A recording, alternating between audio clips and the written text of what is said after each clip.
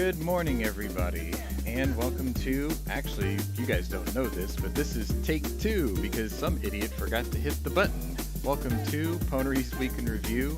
This is episode 19. Good God, we've been doing this for 19 weeks according to the counter. Seems like time's just flying on by, but we're here, and we're going to go ahead and go through this as usual, where we present you stories of the week. They might be important, they might not be important, but we think they are, and they're worth talking about. And we've got a little variety thing that's going to happen at the end of the show, so sit tight for that, and put your hands together for my awesome intro by Scott Allen. If you like him, check him out, listen to his stuff, because the dude's pretty good. Anyway, I got my usual suspects here. I've got Tony, I've got Scott. Good morning to both of you. 19? Shit, I thought you said 90. That seemed more right. Morning, people. If I counted all the old shows from like Good Morning Gun channels and whatnot, you might be onto something. Like I haven't kept count, but I know that was up in the 80s or something before.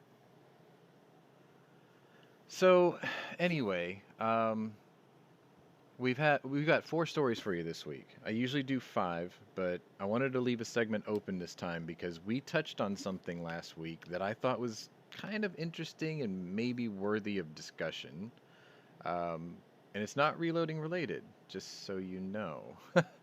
But I think it's a good conversation to have anyway. And it sort of started off with a movie I had watched last week. And we started kind of dabbling into the subject matter. And I thought, no, this will make a good topic. So towards the end of the show, we're going to hit up something kind of cool.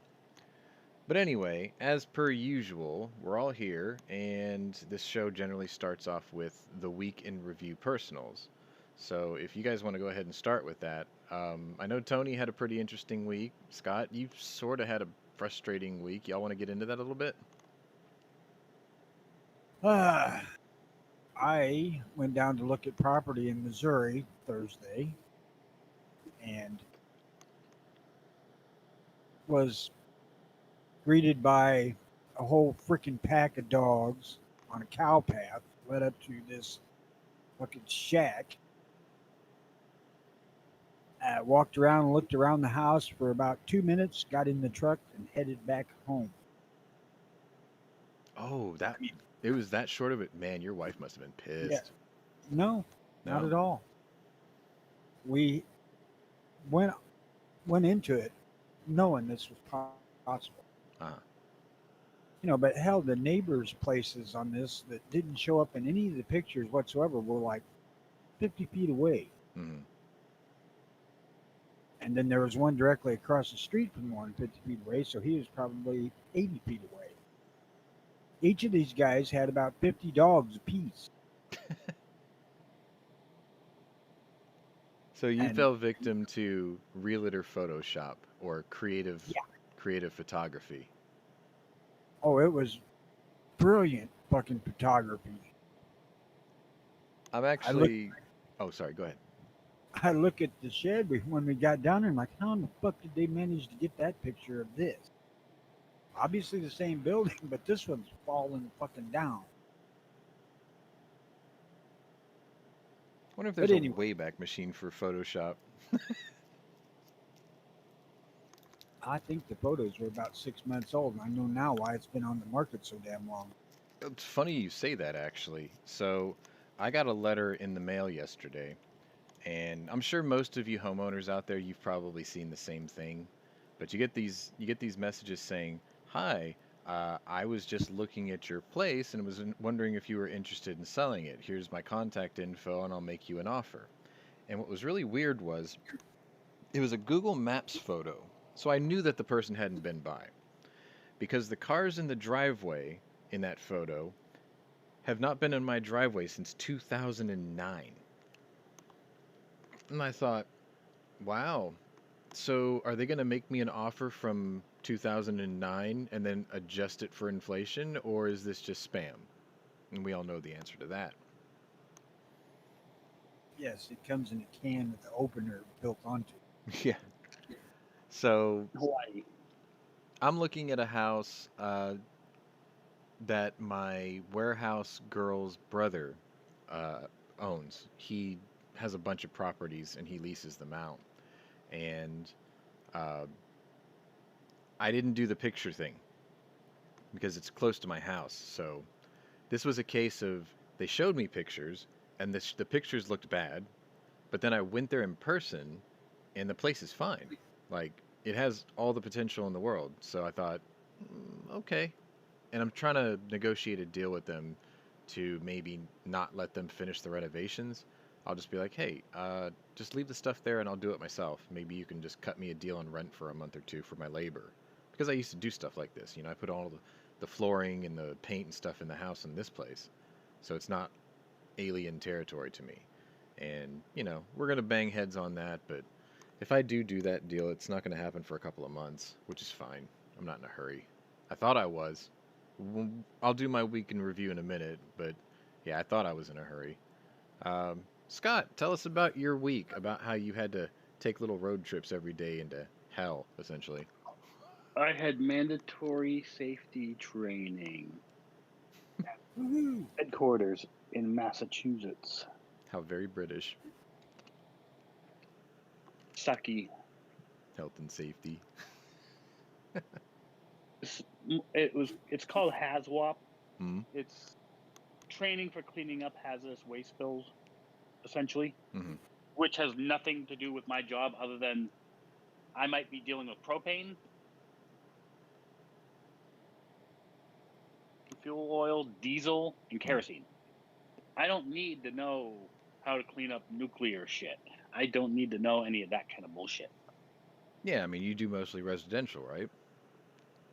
Residential. Yeah, so... I don't know. That nuclear shit might come in handy someday. Yeah, but... If you're exposed to nuclear, you're probably already dead before you know it. Yeah. Well, on top of that, it's like, what are the Absorbed odds that enough Scott's to be going to dead find a very basement with a shortly. Panther tank in it? There's Davy Crockett's out there. Yeah. But I mean, like that one guy in Germany, that old dude in Germany that they raided and they found a almost complete Panther tank in his basement. It's like, if that was going to happen here in the States, it probably would have been found by now, especially in New England. I mean, it's all old property. Necessarily. Hiding up in Maine somewhere in a barn. A panther? That'd be awesome. Oh, no, that's a rural enough state. Yeah, that would They be could awesome. get away with it. It's also basically the size of the rest of New England combined. Yeah. Oh yeah, yeah, totally. And last Saturday, Well, my week in review is kind of odd because I was pulled in two different directions this week. And as you probably noticed, I didn't get to do uh, this old GAT episode that I wanted to do on the Swedish Mauser. And it's because I don't have all the parts still. And what's really bizarre to me is the part that I ordered first is still not here. I was able to order small parts through Numeric back on the 24th, and they shipped it, and it got here in 3 days. And then I thought, well, maybe this other place takes time to process because they're busy. And then I realized I was missing two other parts, so I sent a second order to Numeric a couple days later, and it showed up in 2 days. And I'm like, okay, where's this order, this other piece that I had ordered? And Waiting for Numeric to send it to them. well, no, oh, no, because if they had it, I would have just ordered it from them. But Century Arms is weird. I placed the order. It went into process that day. It got charged that day.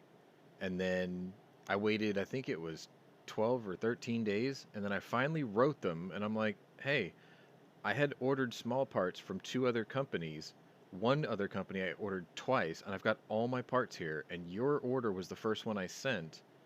And I don't even have an update for processing. I'm like, what's the deal? I know it's a small order. It's only an $8 item. But this one little piece is holding up an entire build on my bench. So I basically wrote the email as if I was a commercial shop doing repairs, and I had like a pissed off customer waiting for his shit. And I got a reply. Let's see, I wrote that, I think it was 2 days ago. in the morning before I set off for work. By the time I got to work, I had a reply. And the reply was bizarre, and I think I cut and pasted it in our meme vomit here, but the person who wrote the email signed it with a name that wasn't the email address's name. It was two different women's names. And I thought, well, that's weird. But it said, "Oh, don't worry," or they're like, "Don't worry, your order will ship tomorrow." And I'm like, wait a minute. I had to wait almost 2 weeks, and now you're telling me it'll finally ship tomorrow? So I just sort of took the mail and I didn't say anything. And I checked yesterday, nothing changed. I checked this morning right before we got on air, nothing changed. It still just says processing. So I do have to ask Sentry, what the fuck? Because you literally are holding down an entire build over a freaking Leaf site that you don't even have a complete one of. But I have to live with it because uh, Model 1938 Swedish Mauser rear sights are apparently unicorn teeth. I can find the aftermarket, this is Swedish aftermarket, um, marksman sights. There's two different models, and they're pretty nice. The advantage of it is they've got these detented, it's got a detented knob across the top, so you can just make little increments. They just click and lock.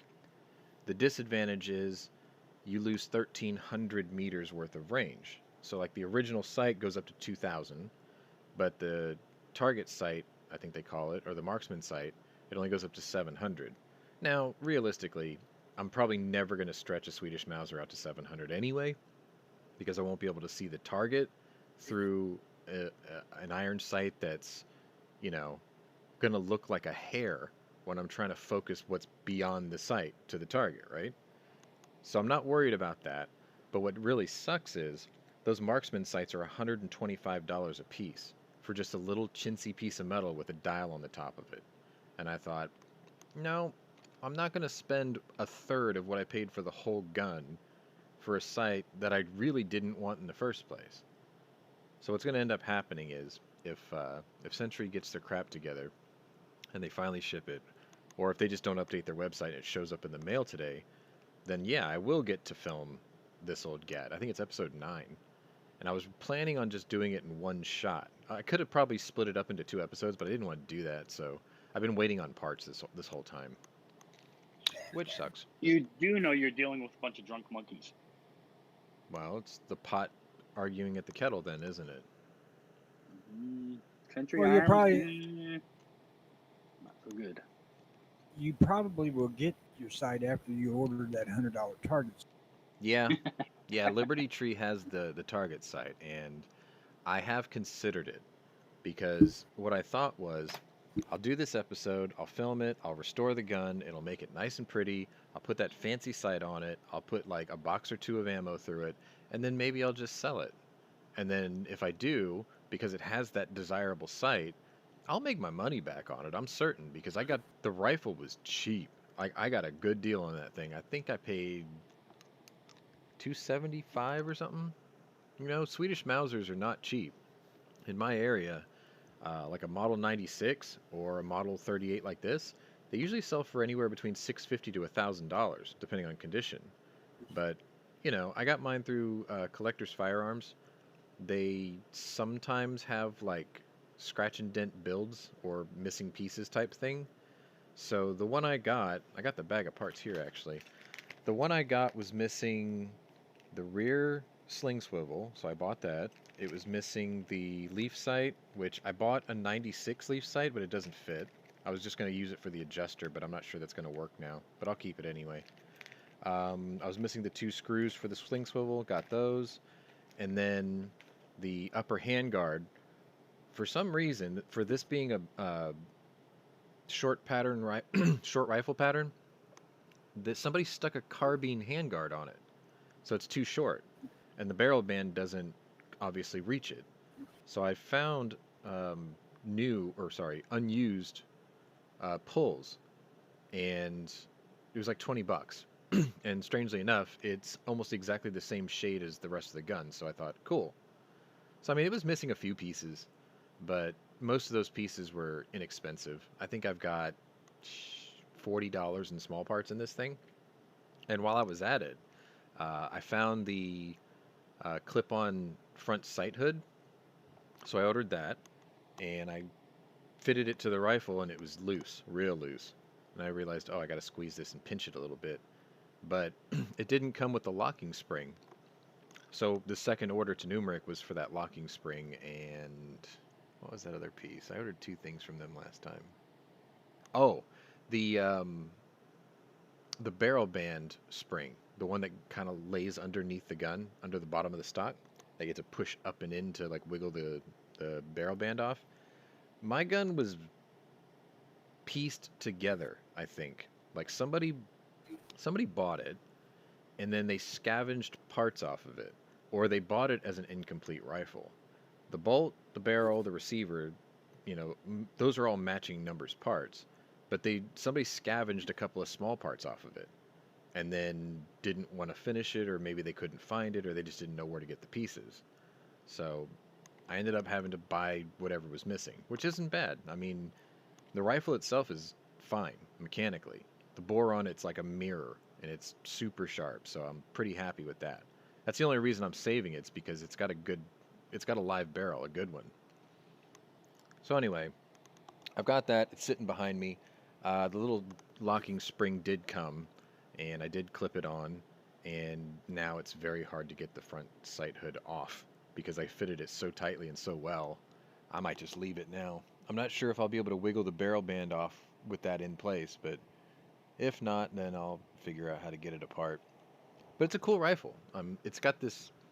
Swedish people were kind of interesting when they designed this because there's 3 different muzzle devices you can screw onto the end of the threaded barrel. And at first I thought that the one that's on my rifle is kind of unique. I'd never seen one before.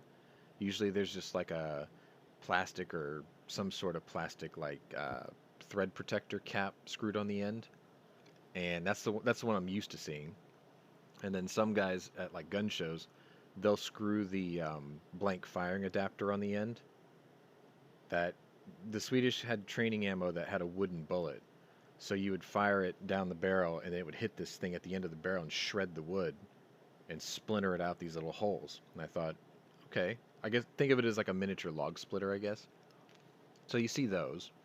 And then a lot of times it shows you just see the gun with the threads exposed, no cap. Well, this one has probably an inch and a half long flash hider. And it's got cuts in it like an A2 birdcage. But I think there's only 4 holes in it, 4 long, elonged holes or whatever, oblong holes. So it's pretty neat. Like as a package, it looks good. Once I put the sight hood on it, I thought it looked really good. But I'm just, waiting on parts for that. And eventually that'll go together and I can put out an episode for it. But I've got a lot of sanding to do. Somebody sanded the stock down a lot, and like the finger grooves are almost not even there. So when I get when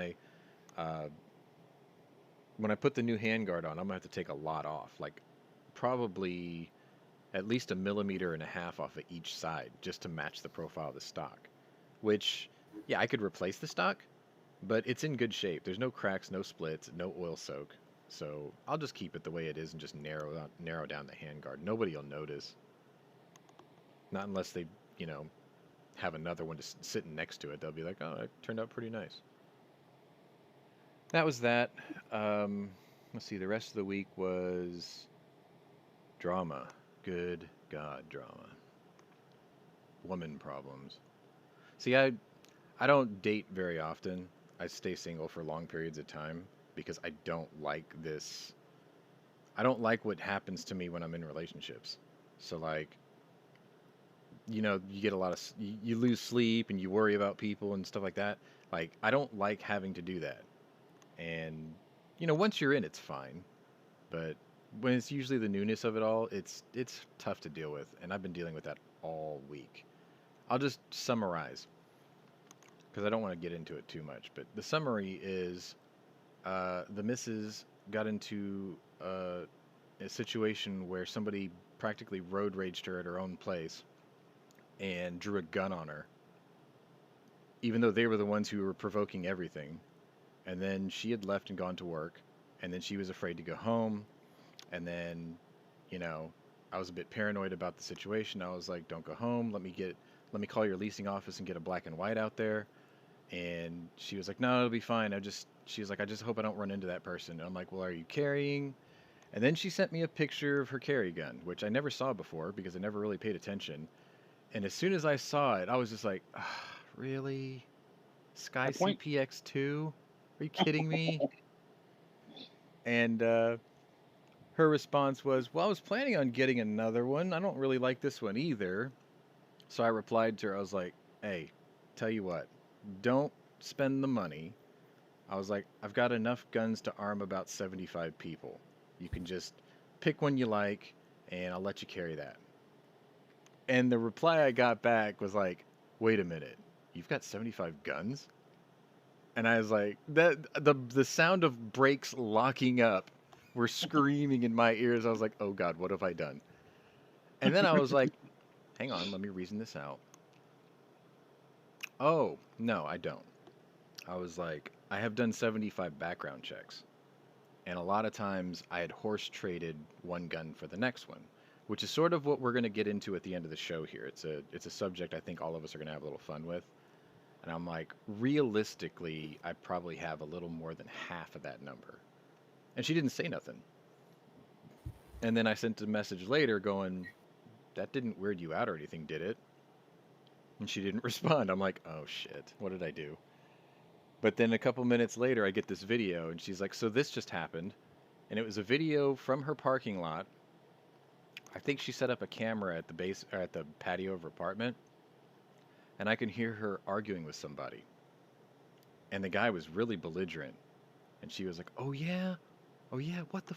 She's like, "You fucking pull a gun on me? How are you fucking crazy?" She pulls out her gun and fucking fires a round right next to the guy into the fence. And I hear this dude going, "Oh my God, bitch, you're crazy!" And he ran away. So naturally, I was at DEF CON 5 at that point. And I'm just like, "You need to get away from that situation right now." And she's like, "I'm going to go stay at a friend's house tonight. I'm going to leave the gun with her." And she was like, "I'll sort this out later." And I'm like, "You do that." Right? But it was pretty scary. Problem is I'm telling you the version that actually happened. What I thought had happened was something else. And I will admit that I made a mistake, but what I thought had happened was she had brought up an argument she had with one of her exes before all of that started. And she had mentioned something about that guy's dad. Now, this guy's dying. He's stage 4. And she's his legal caretaker. So he's sort of in my way. But anyway, I had in my wild imagination and in between all these little 1 and 2 word replies that only came once every couple of hours, I thought this was a classic case of domestic abuse because I didn't get corrected that I didn't know who she was arguing with at the time. So I went into this spiel about domestic abuse because I actually lost a friend once to it because I didn't say anything, and I have to live with that now.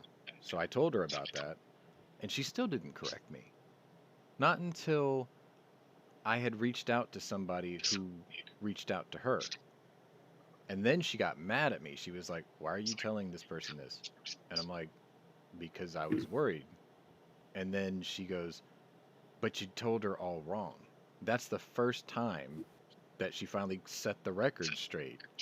And I'm like, "Well, it's really hard to know exactly what's going on when you're barely responding. And I don't know what's going on, in between those hours, especially when you said you're willingly going back into the belly of the beast back at home." So anyway, I've been in the doghouse all week, and it sucks.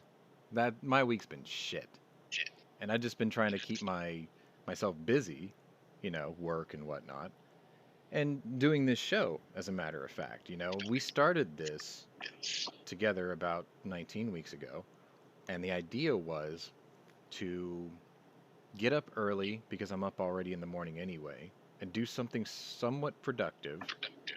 That way I'd have like a motivated mind to do something afterwards. But I don't know what I'm going to do after the show. I never do. I don't switch off very well. So anyway, that was my week. Personal in review. It was crap. It was dramatic. I'm on the ropes, sort of, so to speak. Whatever. So, now that we have wasted nearly half an hour of everyone's time, I haven't decided what I'm going to do after the show. Like, I've got things to do, but I can't prioritize them. So let's go ahead and just, we'll start with the news. This show might be a little abbreviated compared to last week, depending on how quickly we blow through these. But good morning to you, HVS. He got your package may be lost, so they issued a refund for late delivery. A couple of weeks later, the shipment finally arrived. That happens more often than you think. Like, I'm an Amazon seller, and that tends to happen pretty often. And from the seller's end, it's not that big a deal, because when they lose a package like that, the buyer gets compensated and the seller gets compensated. So what ends up happening is Amazon takes the hit. I had ordered a Bluetooth keyboard and mouse combo. I bought my mom a computer a couple weeks back, and I set it up in my living room so she can watch her Korean dramas or whatever. And the keyboard that it came with was wired, so I bought her one, and it was supposed to arrive before her birthday, which was last month on the 4th. And I placed the order 10 days before her birthday. It got all the way to my city in 2 days. And then it got bounced around between 4 depots in my city for another 3 days. And then all of a sudden it was like, your package may be lost. So 2 days before my mom's birthday, I went ahead and reordered it. And it got there a day late. So I was kind of pissed. But yeah, they gave me a refund on the original order. Unfortunately for me, the part never arrived weeks later, because it's a cool keyboard. I wouldn't have mind having an extra one. But yeah, they lost it. I had to get another one. The second shipment, strangely enough, the first one came out of Chicago. The second one came out of Arizona, because they're, fulfillments by Amazon. They keep them at all their warehouses or whatever. So yeah, that'll happen. Tell you, I got 2 free TVs from Walmart from that deal. Yeah. Some people just have all the right fruit drop at their feet. This Not is the me. only time I've ever had anything like that happen. Well, see, I have this childhood boyish dream that something like that will happen to me at least once. And what I'm hoping is I'm going to wake up one day. I'm going to look outside my window like I do every morning. At the end of my street, or at the end of my yard's my Thunderbird. I park it out in the street. And I look over to where I parked the Chrysler, and I'm going to see my MRAP delivered from Afghanistan finally. Because, if we're just giving the fucking things away, then send one to me, right? Like, I don't mind waking up and seeing this thing in my driveway. Well, you Yeah. might have the opportunity to buy Alex Jones's. Now, he has a Humvee. No, he's got an armored personnel carrier, too. Well, I've only seen the Humvee where he can pop out from the ring mount on the roof.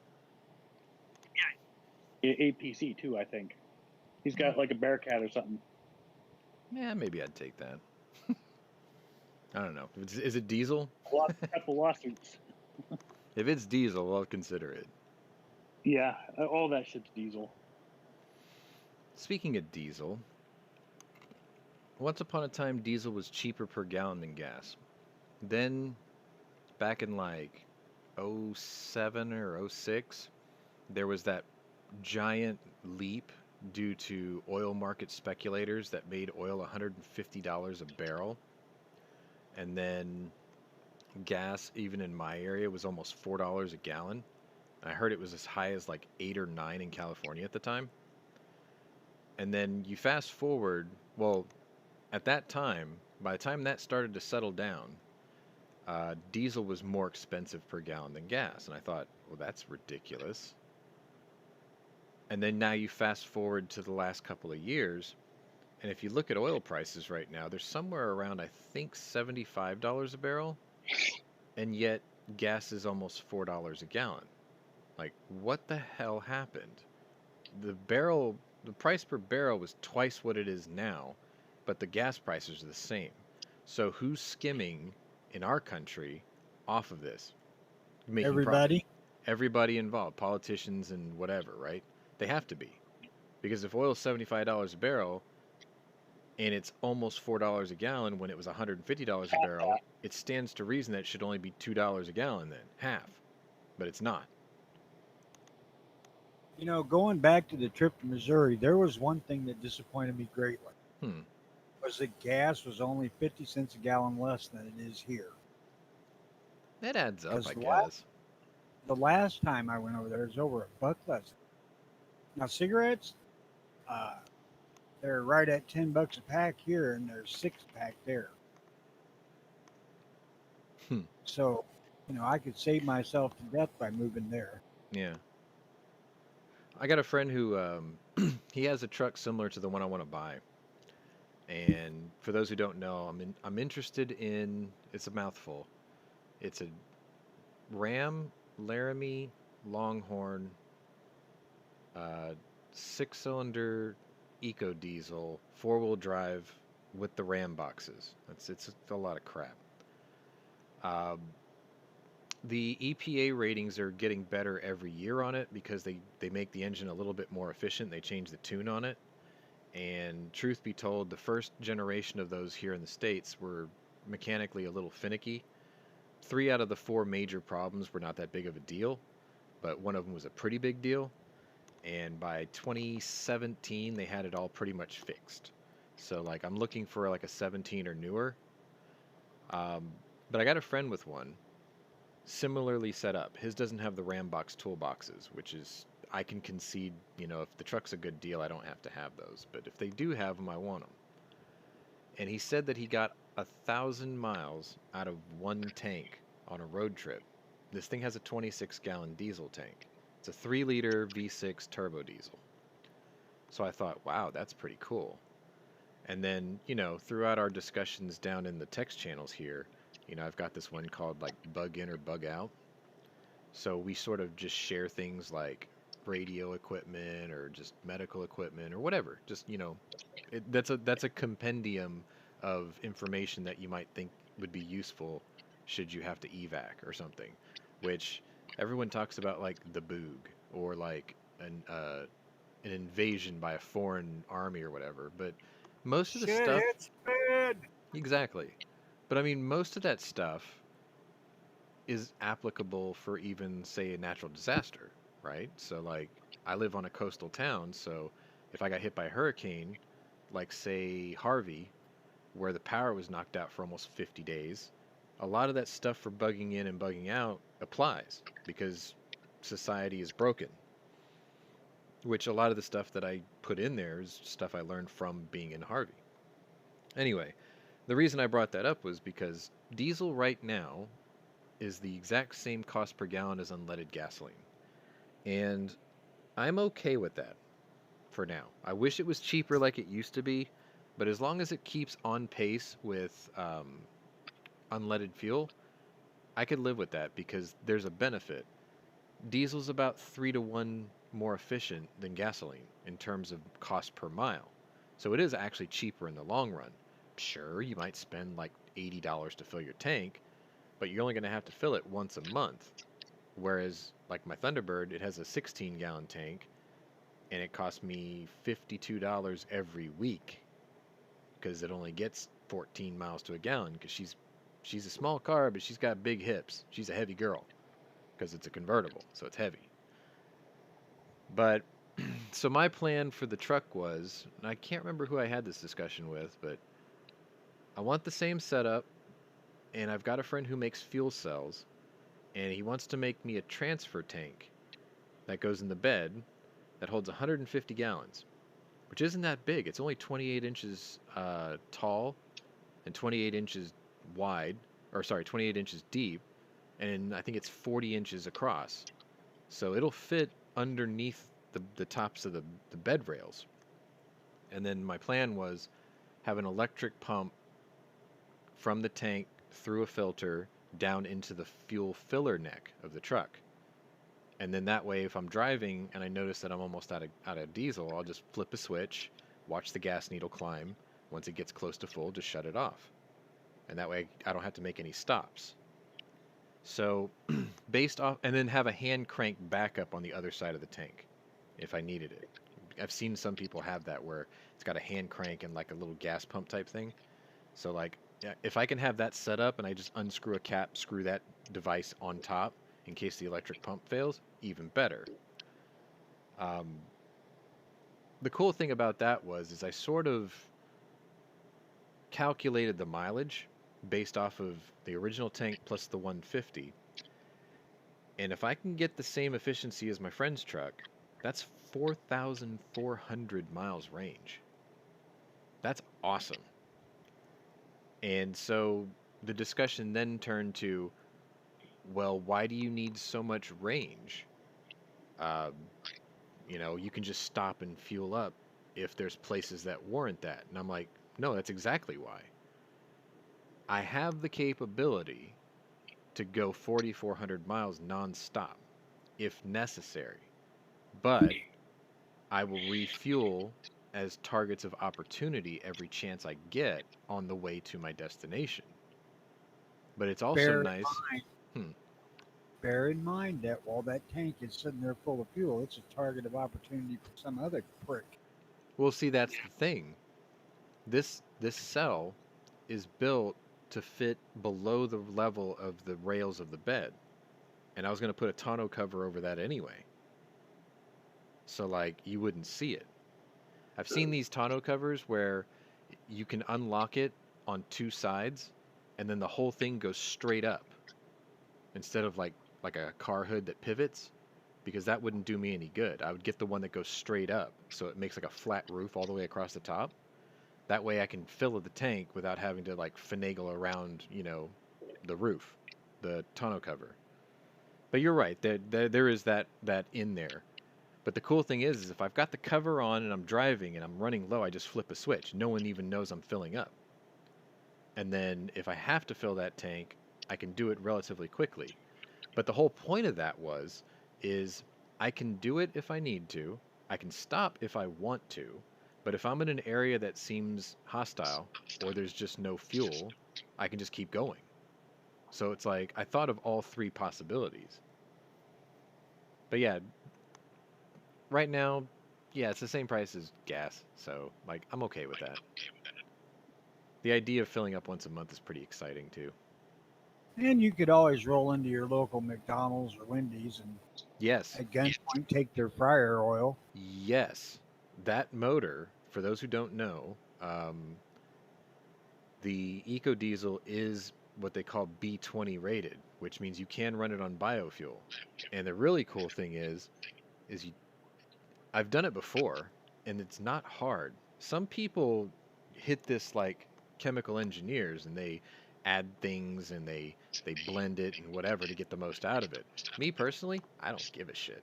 What I used to do is I'd go to Captain D's by my work, or I would go to a Taco Cabana by my house, and I would leave them jerry cans, and they would fill them for me. Because if they didn't, they would have to pay someone to come out and take it. So I was like, I'll give you these cans, just dump them in there, and I'll come get them like once a week. And they were cool with that. And I would just pour it into I had like this 55-gallon drum on a stand that fed into a filter, and it would pump to another tank, like a transfer tank type thing. And that's all you had to do. You just filter it out and run it. And, it would smell like Captain D's coming out of the tailpipe. The first car I did that to, I had a 79 Mercedes 300D. And I had to change a couple of the fuel lines, but other than that, it took it. It smelled like fried fish when I drove it. But yeah, you can do that, absolutely. So like even worst case scenario is full tank of diesel, full transfer tank of diesel, maybe carry a couple of jerry cans of waste veggie oil, and off you go. Now granted, there's some weight that you're carrying in the bed, so it's going to affect a little bit of your range, But hell, I mean, even if it was only like 3,000 miles range, that's incredible. Non-stop? Okay, it's fine. I mean, I can get from here to, what, Alberta? Without having to fill up if it was like 3,000 miles range. If it was 4,400, I can get all the way to Anchorage. That's cool. I think it's 4,400 miles. That's probably a straight line, though. Let's see. M-class solar flare aimed at Earth overnight. Solar kill shot. Huh. If they ship an MRAP from Afghanistan, it'll get lost in shipment. Probably. Probably. Actually, no. You know what will happen? I saw the map. There's this really cool app out there where you can see all the ships, container and cargo ships, that are off the coast of the United States right now.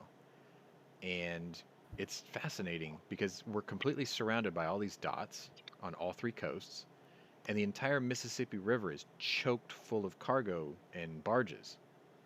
But if you look on the west coast outside of California, there's so many ships out there that it sort of reminded me of that poo tracker from San Francisco, where it put the little brown pin over the city and it looked like just an ocean of pins. That's what the sea looks like right now with cargo ships. So even if something came from Afghanistan, it would just have to be stuck off the coast because there's no dock workers to bring them in.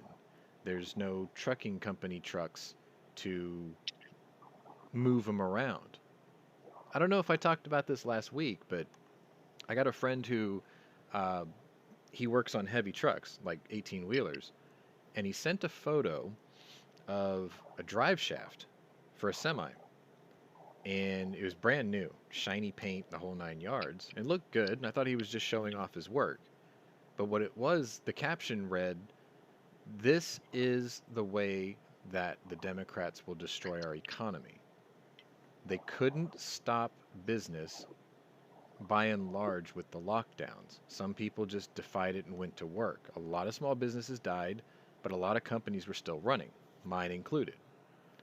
And they were like, because they couldn't shut down and crush the economy the way that they wanted to, they're doing it a different way now. They're killing the logistics industry. And he goes, this drive shaft was rebuilt today. However, the back order for the U-joints that went on it were from March of last year. He ordered the U-joints, was it 18 months ago. And they finally gave him a pair of U-joints, and he rebuilt the drive shaft. And he was like, I could put this in the truck and get it running fine, or I can get it moving finally. But he said there's over 90 trucks in his parking lot waiting for parts. Suspension parts, drive shafts, things like that. U-joints. And he said, I'm one shop. This is happening all over the country. And you think about all these cargo ships that are just sitting off the coast.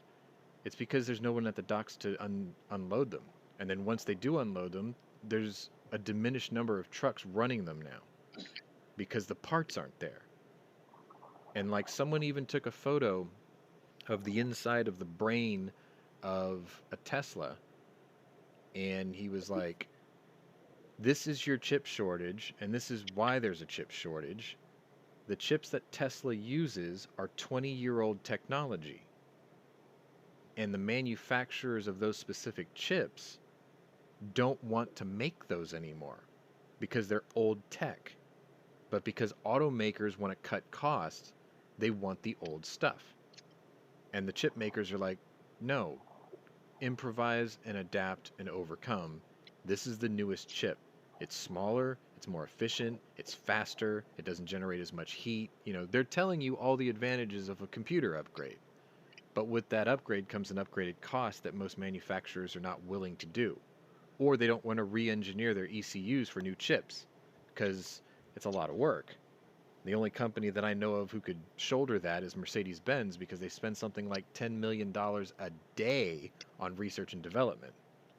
It's insane how much they spend on R&D. They're the most...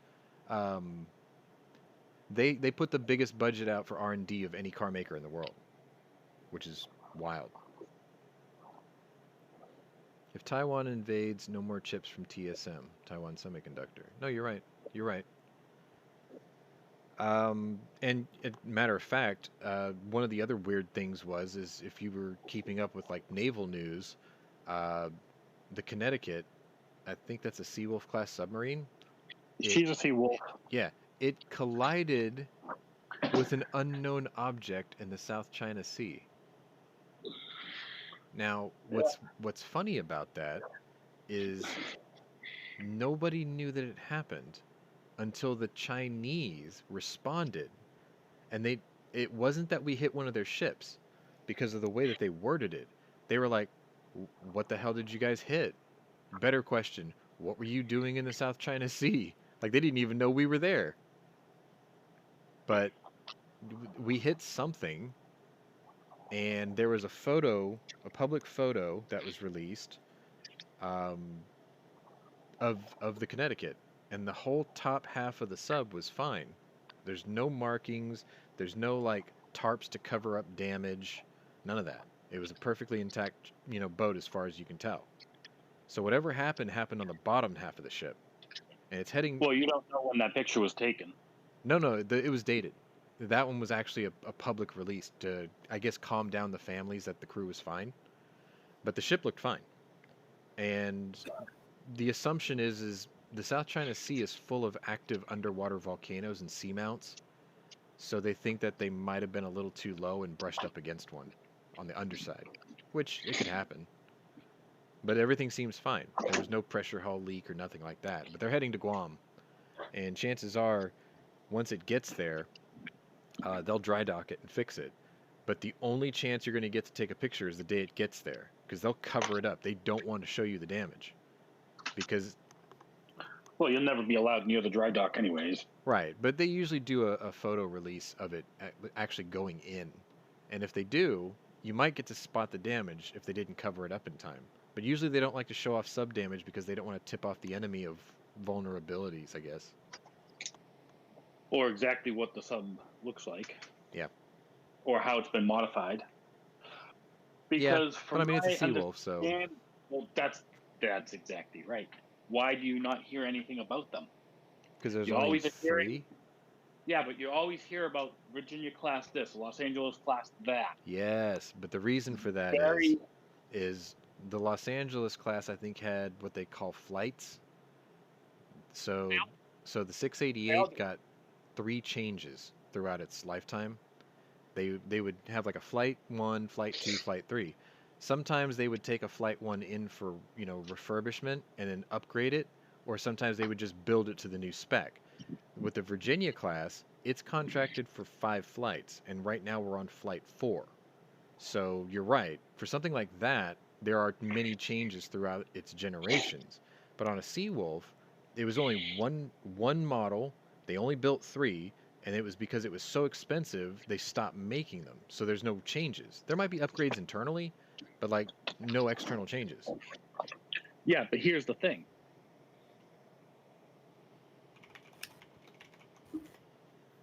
Certain amount of boats, and there's certain boats that are modified for No, I get it. For specific tasks, they might need to like change the nose for bouncing radar, or or sonar, or they might change the nose because of a new sonar array or something like that. I get that. It's just it's the least likely with a Seawolf because they only built 3. Yeah, that's the thing. You never hear anything about them, and I know why. I don't think they change them. That's why. The thing that the Seawolf is the best at is it is a floating armory. That's why it's so amazing, because it has 8 torpedo tubes and it can hold, I think, 54 weapons. Nothing else in our arsenal, submarine-wise, can do that. I think the Los Angeles class can only hold like 26. I think the Virginia can only hold like 18. It's not only that. Well, I mean, it's a floating armory is what it is. Deepest diving and quietest submarine we have ever built. I think that was the case until the Virginia Flight 4. They lengthened it. Like, it's funny. They built the Virginia because they wanted it for, what do they call it? Inshore operations. Yeah, like, there's a name for it, but, yeah, they wanted it for shallow water operations, right? And then every time they go on to the next version of it, it's getting longer and longer and longer. And now it's almost the same size as a sea wolf. And it's like, was it littoral class operations or something like that? Something like that. Anyway, point is they're getting bigger. It's suffering from giantism, and it's almost the size of a sea wolf now. Man, just one day I'd like not to have my dogs lose their shit like this. I don't know if you guys can hear that, but every Saturday. I don't. Oh, good. Will drones replace jet fighters? Yeah, I think they already have. In a lot of applications, they probably already have. One thing I was unaware of, did you know that we have drone submarines, unmanned drone submarines on patrol? They're 10, 45, 48 feet. they're 45 or Something 48 like that. feet or something like that. They weigh like 40 tons. They're big. They're large. They're like the size of a whale. I didn't know that until about 4 or 5 days ago. And somebody thought that maybe the Connecticut must have bumped into one because there's some of those operating in the area. Well, apparently you have not watched Jive Turkey's video on it. No, I did. That's where I saw that. I'm like, "Oh, we got those? Huh." Now, according to him, and he knows his stuff, it probably bumped into a seamount. It just seems the most likely. Especially when he did like the topographical map of the area. There's like little bumps and ridges all over that seafloor. So Oh yeah, I wouldn't say it was unreasonable to say, yeah, we brushed one of those. I actually commented on his video Mm.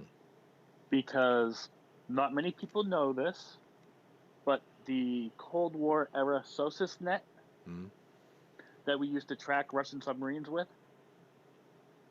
years ago was turned over to civilian researchers. Oh no, you're right. You're right. So We I used asked that. if there was any possibility he could get a hold of that, because even a quiet collision with a submarine Gets picked up. easily would be picked up. Yeah, no, you're right. They did that off the coast of South Africa, and I think somewhere in the Caribbean. But they were able to sort of narrow down the search radius for the Argentinian sub, the San Juan, the one that had a catastrophic failure and sank to the bottom and imploded. He did a sonar analysis video on that, and that was based off of that technology you're talking about.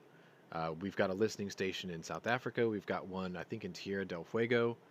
There's one There's off the west coast of hundreds of Congo. them. And because of those, they can sort of triangulate a position based off of the data coming from all those different hearing stations. It ballparks it. No, if you get enough of them, you can triangulate and within miles where something is. Yeah, I mean, they got a good idea where the San Juan was, but they only had 2 points to work off of because the But if the you get north more, part of South it's Africa more was, accurate. or the northeastern corner of South America was in the way for the listening station up there. So they only had Yeah. 2 latitudinal listening posts, and they got close, and eventually they did find it, and that wreck is tragic looking. Like, that must have been a miserable place to be at the very last moment. They probably died instantly.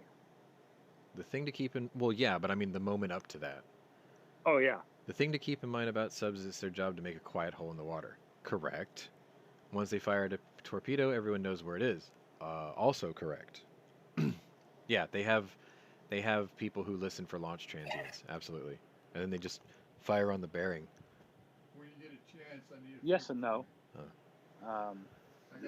Okay. The Sea Wolf and one or two other Okay. submarines are capable of dropping off remotely launched torpedo packs, Well, which think most people don't know we have. I think the scariest weapon out there is the Cheval, something like that. That is a scary weapon. Have you seen Jive Turkey's Yes. assessment of that weapon? Yes, that's why I think it's a scary weapon. He thinks it's a scary weapon, but the It's thing a scary is, weapon that they never get in range with. right? You'll hear them coming way before they can fire it, like way before, unless they catch you off guard. So Unless they got a sub just sitting like a hole in the water somewhere and you drive on by. That's exactly, about the only way they're going to get you. exactly. And do you know where that is? The South China Sea. He did a he No. did he did a technical exercise with this, where he took a sub and he parked it behind a seamount. He was a couple hundred yards away from the floor of the seamount, behind it. A target was on the other side of it, and it was tracking. I think it was tracking to port, so from left to right, or sorry, from right to left. Yeah, and as soon as it cleared the seamount, it was in range, and they could have fired one because they were invisible because the seamount was in the way. By the time they poked out and saw it, it was too late. So in terms of ambush, that's the perfect place to do it, South China Sea. Who are we worried about right now? Or, The Chinese. or under the ice caps. Ain't we supposed to be doing news or something like that? Yes. I don't know, it's fascinating anyway. All right, so yeah, oh wait, how long until straight up Mech Warrior? Mm, I don't realistically, Woods, I don't think we're ever going to get there. Mech Warrior isn't necessary until you're somewhere else, planet-wise, because you need it to be a walking tank. Whereas here in the States, or on Earth, anything that can happen on Earth can be answered with a cruise missile. Dealt with, more or less. I think you're more likely to have T-45 power armor before anything else. Boy, I'm waiting for that day. Unfortunately, They've already been working on that. Yeah, but I'll be 60 something years old by then. That's gonna The suck. Army back in the 90s had a exoskeleton powered suit. I saw the Japanese had one too, but I mean the point is we're The gonna only be thing old was men by that then. one, they didn't have any good power supply for it, so it was tethered. Yeah. Honda did one like that too. But yeah, it's like I think human beings will have a suit before we go Mech Warrior, gigantic walking tank things. Because think about it. One of the reasons why the Tirpitz was such an easy target was because it was so big. They just dropped earthquake bombs on it, and they didn't even have to direct hit it. There's a reason why that the Germans, I think it's called Entwicklung, the E100 super tank, or the Mouse, whatever. That tank, one did come out of the factory. It was destroyed by dive bombers. It was too big. So, like, if you had Mech Warrior, you would just hit it with a cruise missile and call it a day. And then laugh at the legs walking around like a blown up Ed 209. At least that's what I think. I could be wrong. He wants a P5000 Caterpillar power loader. Why? Don't you know all you need's a Komatsu 32-ton bulldozer and some welding materials and some sheets of steel and a window air conditioning unit and a basic surveillance system to bolt cameras all over the outside of it so you can knock down a small little town? Marvin Heemeyer? Anyway. That's what we needed for that property, actually. Yeah, no, those are useful. There's farmers markets and stuff selling earth moving equipment all the time though. Like if you really think you're gonna need one, I've got sources. Even for smaller, lighter duty ones, just to clear a lot of brush or whatever. I know you don't need the massive one, but yeah, if you really think you need some, I'll hook you up. I got sources. All right, so let's go ahead and get into the news. We tangented a lot, but I've got some stories for you. There was most of you guys listening and watching, we're gonna file this under duh or obvious. But if you didn't know, there was a school shooting. It was just outside of Arlington, Texas, which is somewhere between Dallas and Fort Worth. And the shooter was an 18-year-old student who was caught on camera earlier in the morning in a fist fight. Now, one thing that I'm surprised by is if you're in a physical fight in public schools, you're usually immediately suspended from school. If the assault is really bad, you can get expelled. But even when I was a high school aged person, If you got into a fight, the fights didn't last very long. They got broken up pretty quickly, and both people involved got suspended for 3 days. That didn't happen with this kid.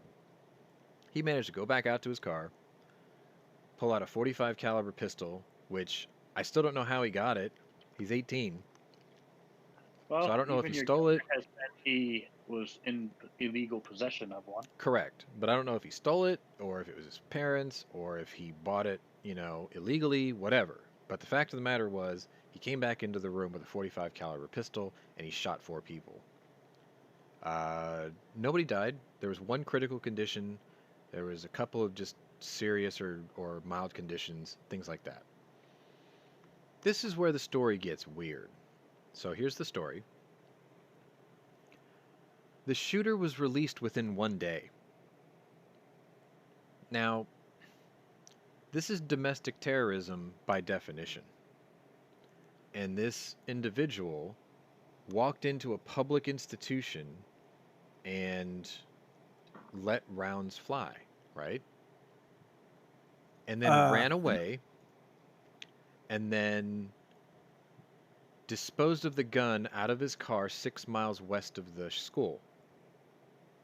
They found the gun, went to the ATF, ballistics matched, yada, yada, yada. They caught the kid shortly after. He didn't put up a fight. He was arrested and detained.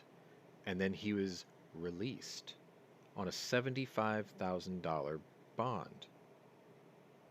Now, I'm sorry.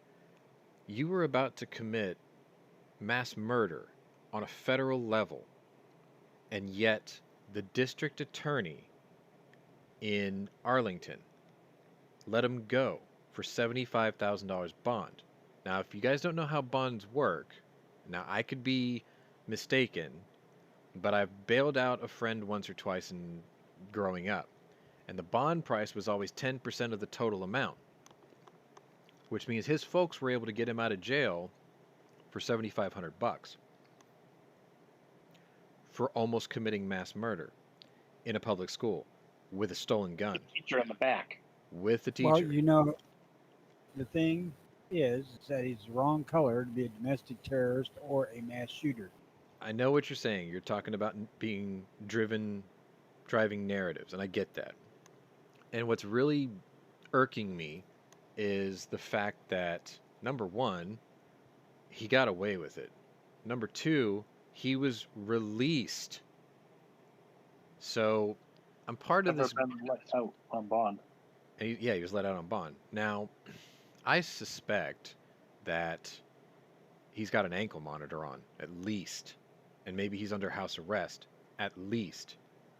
But then, Scott, you showed me a story where his family on social media are celebrating his release.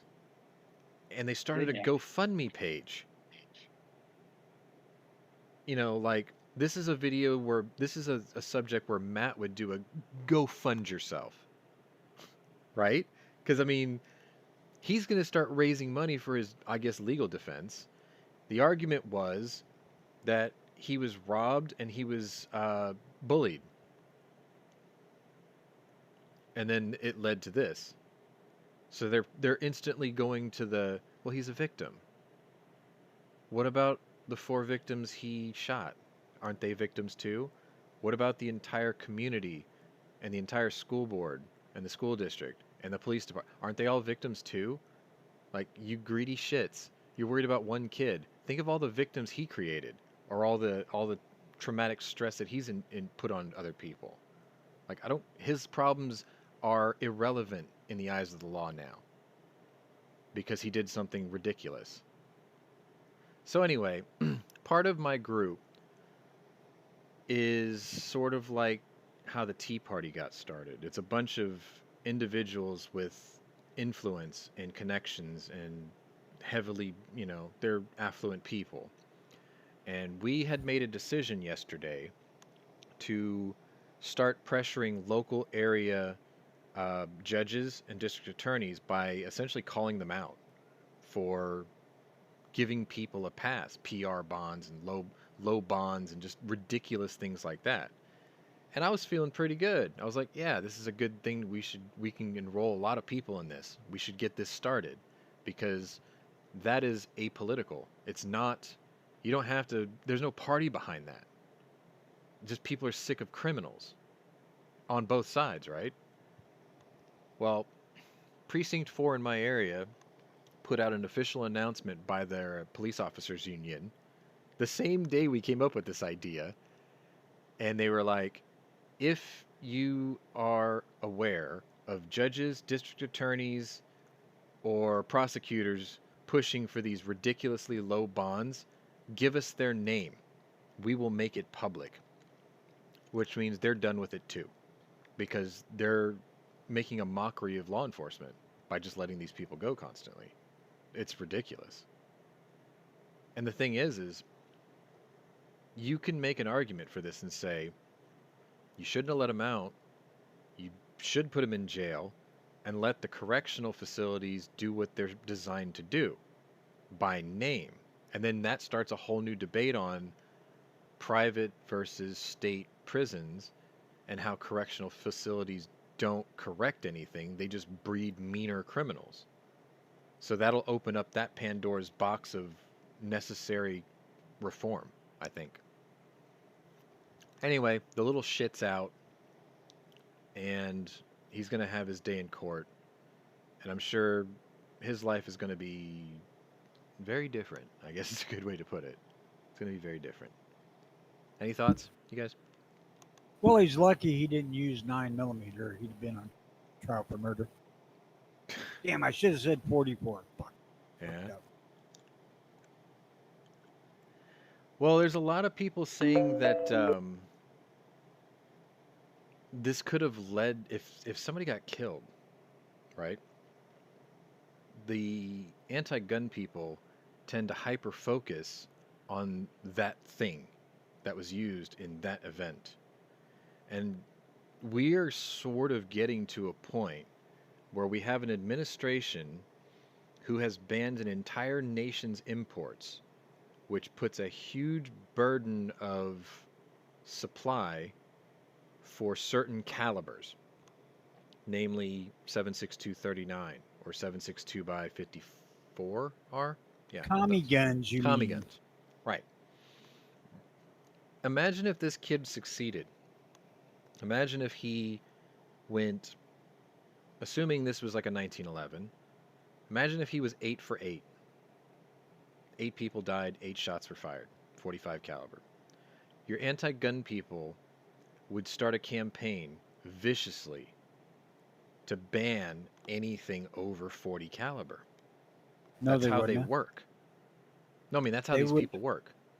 They wouldn't have picked up this one because of who the shooter was. No, I'm just saying, if he was successful, regardless of the narrative, they would find an excuse. They would ignore the criminal and only focus on the tool, because that's what anti-gunners do. They don't focus on the act, they don't focus on the person, they don't focus on mental health. They look at the tool, the talisman, and they say, just touching that turns you into a murderer and a monster. That's all they do. Think of the children. That's what they do. That's their mantra, right? Could you, like, it's not unreasonable to go, they could actually ban certain calibers, which would be irritating. It's already expensive to get by 39 and by 54R now. Imagine if they banned 45 ACP. Imagine if they made a law that banned anything over 40 caliber, period. 10 mil, 40 Smith & Wesson, 45 ACP, 45 Colt, 454 Casull. You don't need a cartridge as powerful as 454 Casull. You don't need 454 Casull to kill a deer. Shit like that, right? Think of all the calibers above 40, and if they banned them, because they would say, it's too powerful, it's killing people. They would do that. And then we'd all run around with freaking 9s, 380s. I mean, I wouldn't be surprised. Do you remember when California banned the Barrett 50 cal? And Barrett's response was, well, we just won't sell them to your law enforcement. And then a couple years later, they turned around and they came up with like the 416 Barrett as a consolation. If they banned everything over 40 caliber, you would see 39 special, 39 super, 395 magnum. Like You're that talking would about start to become a thing. you're talking some European nations and South American Yeah. ban calibers based on them being used by The military. Yeah. Mexico does that. Some European nations do also. Yeah. Like, India specifically is one of those countries. That's why What's the you see reasoning? funky calibers coming out of India, like those right. 410 Enfields. Right. Well, those are just 410 Enfields are shot out barrels, and they just convert them to take 410 shotgun shells. They smoothbore them. What's the reasoning behind those? What? The bands of calibers that cops and military use. Because what it ends up doing Why? is it takes away all the popular calibers on the market Yeah. for that region. But bans will force a necessity of invention, right? So, like the Yeah, Barrett and thing, like if with they new banned caliber. 50s, they came out with the 416. So, like, nature found a way, in a way, right?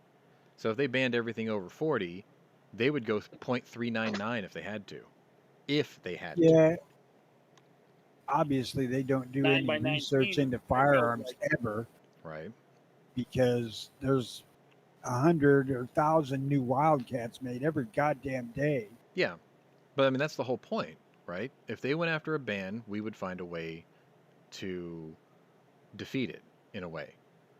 But the whole point is they're so hyper focused on the tool, not the person, not the act, not the mental issues, none of that. It's all just the tool. It's the tool's fault. Drunk drivers, it's the car's fault. You know, stuff like that. I mean, could you imagine if every time there was a drunk driving accident that the automaker was sued for negligence? That's kind of what gun bans are like. That's exactly how that that's works. what they're trying to do right now Mm. with the gun industry. Yeah. But no, all the 9mm manufacturers would just go, okay, you can't have 9 by 19. Okay, here's 9 by 21. Well, that's why I was saying it has to be caliber specific. So if they just said anything over .4 of an inch, that's a blanket ban. That's what our government's capable of. They've done it before. It wouldn't surprise any of us. It'd piss us off. Anyway, on to the I don't next know, story. man. The Cowboys would rise back up. We ain't gonna lose our 45 Colt. Shit. For your 4440. All right, so on to the next Yeah, story. that too. This one surprisingly is not gun related, but I thought I'd bring it up because we're about to enter the holiday season. And what it was is Sam's Club has started stocking up turkeys for, Thanksgiving.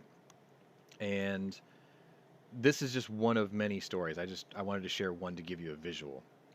But the point is, they're anticipating that this holiday season will be one of the busiest in history because families are fed up with lockdowns and want to see each other. And I think there's some merit behind that theory. Unfortunately, because of the way that businesses were crushed and logistics have been damaged by these stupid lockdowns, they're saying that you want to probably start doing your Christmas shopping now because by the time Black Friday comes around, there won't be any inventory. And even if there was, there's no trucks to deliver them because half of them are sitting in shops with broken drive shafts or busted ECUs. You know, when you get some age on you, like I have, Mm-hmm. our Christmas shopping starts December 26th. My boss does that. I don't get my Christmas bonus until after New Year's. And I appreciate Christmas bonuses, but his timing is what's awkward to me. And I haven't ever brought it up because I'm never hurting for the money anyway.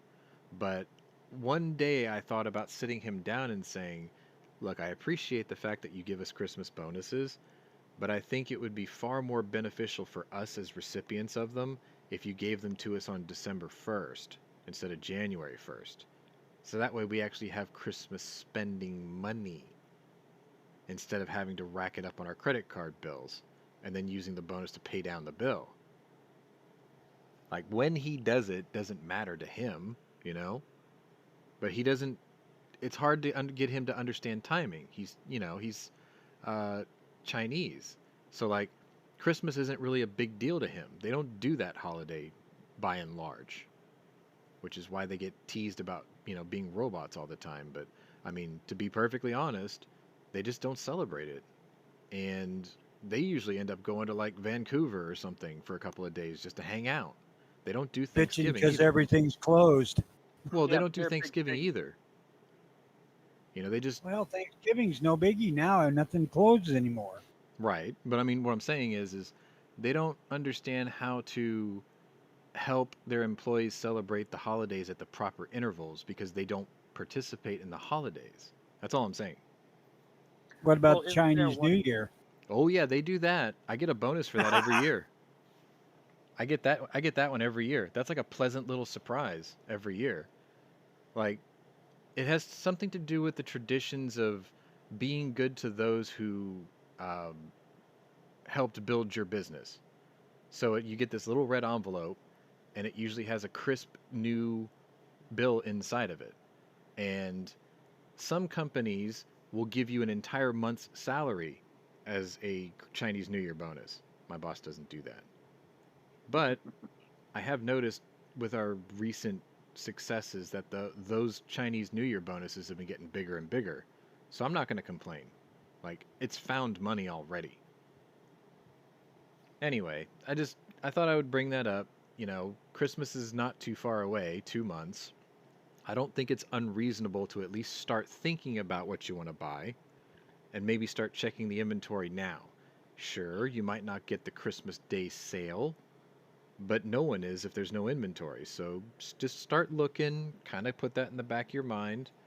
Start thinking about the things that you normally get people for Christmas and get ready for it just because you don't want to be caught short. My perspective, if you ain't 90% done by now, you're nuts. Yeah. Well, I already got my mom's done. I did hers early. Um, Not sure what to get my dad. It's really hard to figure him out because, with him, it's Groundhog Day every day. So it's like, what do you get a guy who doesn't have his memory anymore? Whatever gun you want. He doesn't shoot anymore. He can't drink I anymore know it. either. That's why I said whatever gun you want. Oh, 'Cause you well, know what it's I coming to want. you shortly. Well, that's how I got my 336D in the first place. I bought it so he can go shooting with me when I take out the 4570. But he never shot it, and I never shot it. I had that 336 for 5 years, never put a round through it. Bought all the ammo for it, loaded a ton of it, never shot it. Then I sold it. I will replace it though. I know I told you this, Tony, but since I have all this 30-30 stuff, I'm not against the caliber. I will probably buy myself like a Henry, like a Yellow Boy or something in 30-30, because that way I have something in the caliber, and I'll keep that You one. know, if I ran across another Winchester 94 and 30-30, I would seriously consider it. I like the one that I had. Mm.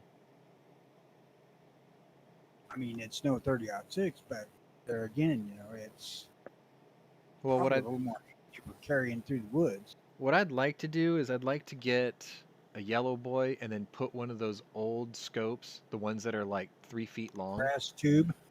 It could be brass. I've seen blued steel ones too, but I forgot who makes those. There's a company out there that makes really good reproduction ones.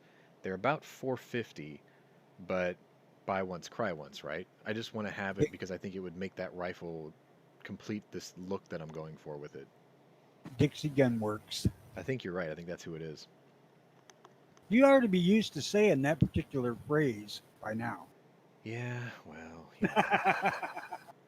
All right, so we're 2 for 2. Let's go into the next one.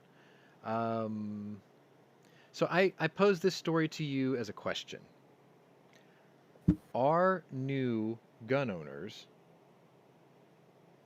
part of the cost of ammo problem that we're experiencing today? And the Yes. reason, right, well, I knew you would agree. Wait a minute. Let me finish the thought. But not near the problem that they get to blame for. They're only a small part of it. Oof, okay. So the reason I'm asking this, and we've discussed this in episodes past, we talked about the ammo shortages before.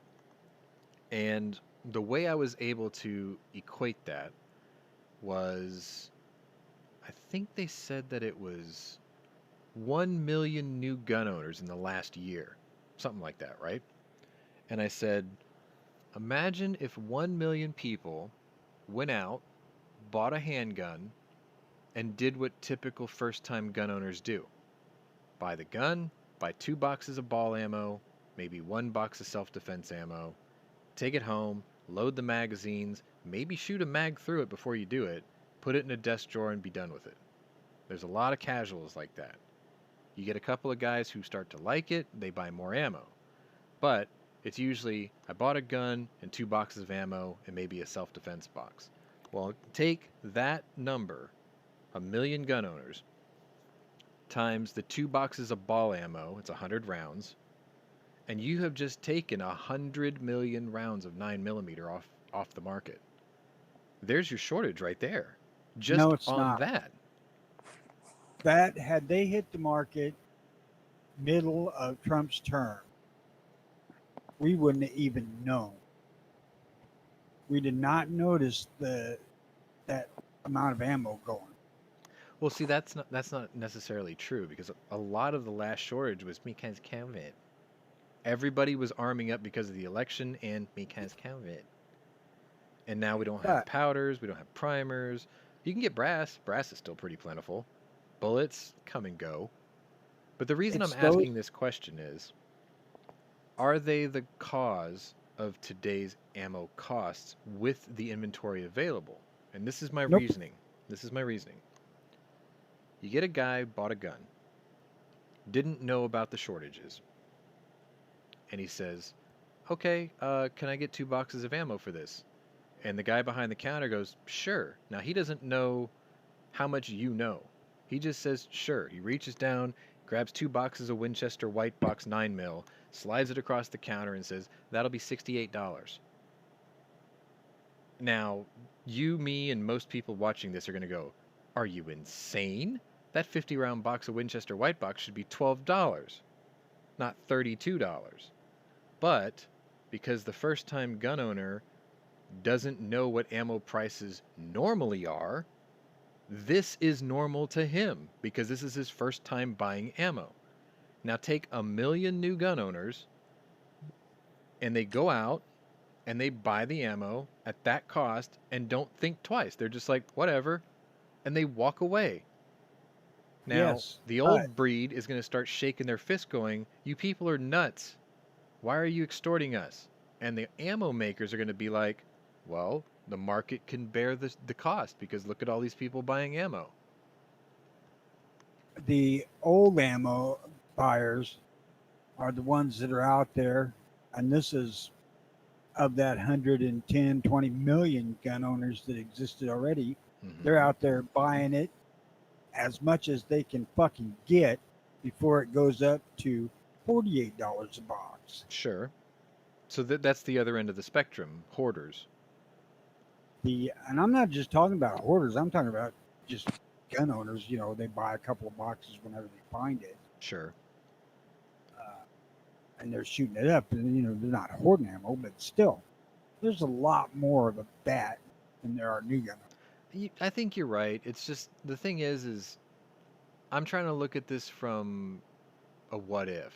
So the market can bear this cost because people are willing to pay it, right?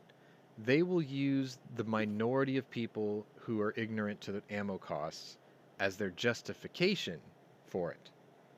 And then for people like us, the old breed, we would be told, well, it's actually more expensive because the materials are harder to get right now because of shortages, because COVID.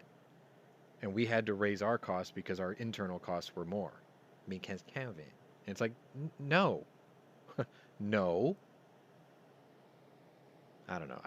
I think that there's some merit to suspecting that the new gun owner who doesn't care what the ammo costs makes the market say, well, hell, they can handle it. And now they don't have a reason to bring it back down. Could you imagine if ammo prices right now, the way they are, stay this way? Now, the They reason I wouldn't. ask that is because our fathers had this exact same conversation after the gas crisis. Think about what gas cost before the gas crisis and how far it leapt after it. My dad was talking about in the 60s, he was still paying like 19, 20 cents a gallon, something like that. And then after the Cheapest gas gas I ever crisis, it was like bought. a buck. Cheapest gas I ever bought was 35 cents a gallon. Cheapest I ever got was 77, and it was only because I had a discount. But the point is This this. was at this was at a little one pump station out in the middle of fucking nowhere too.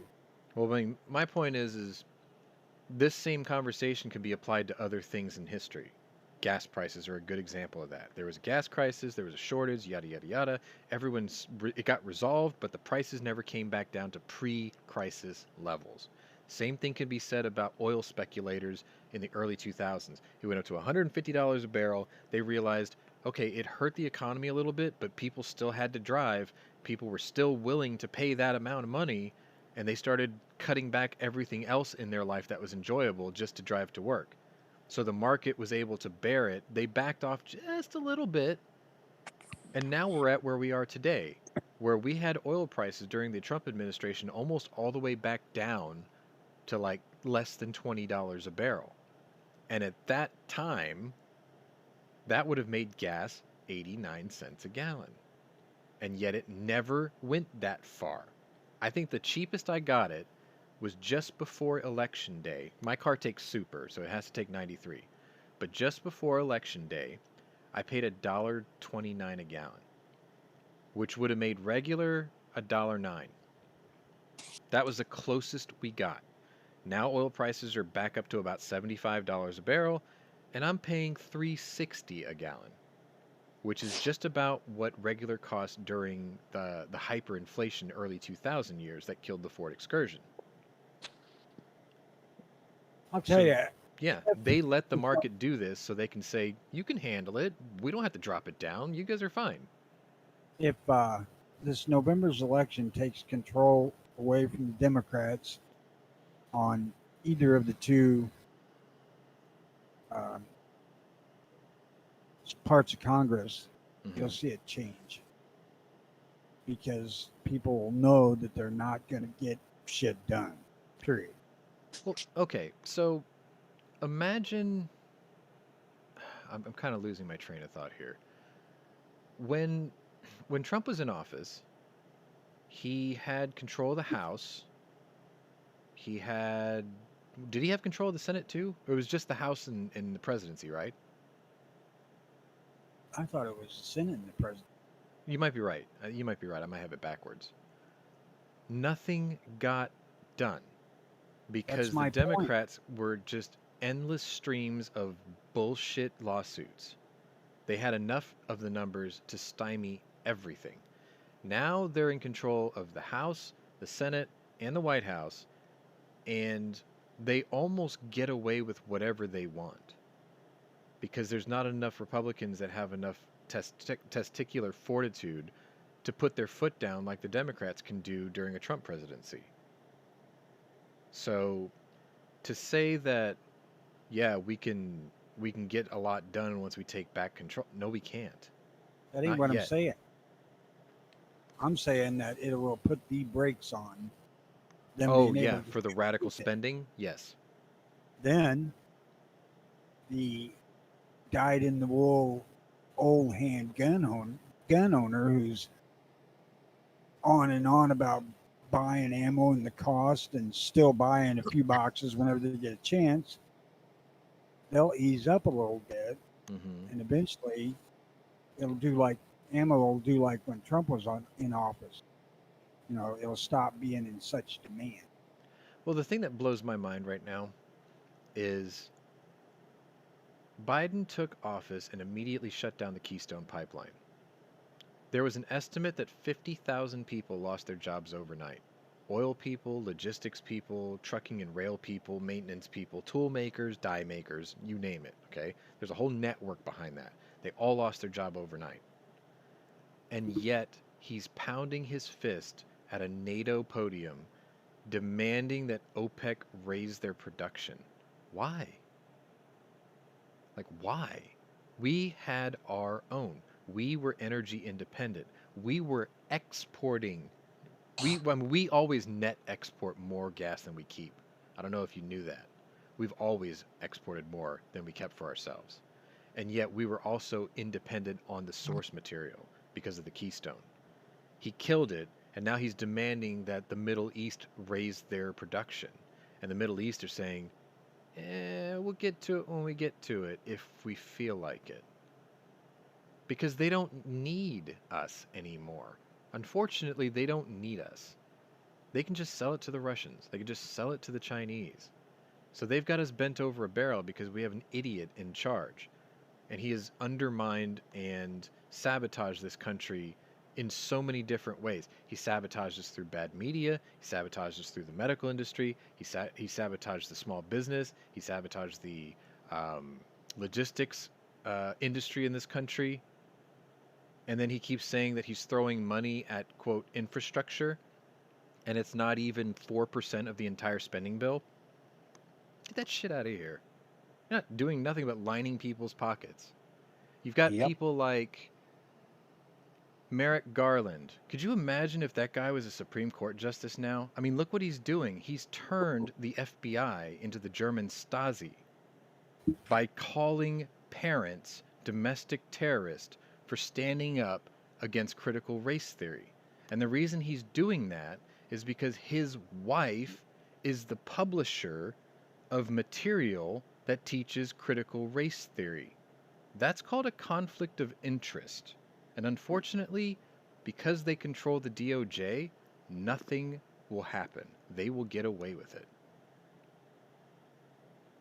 Well, if you look at our history, nothing fucking happens anyway. Yeah. Wow.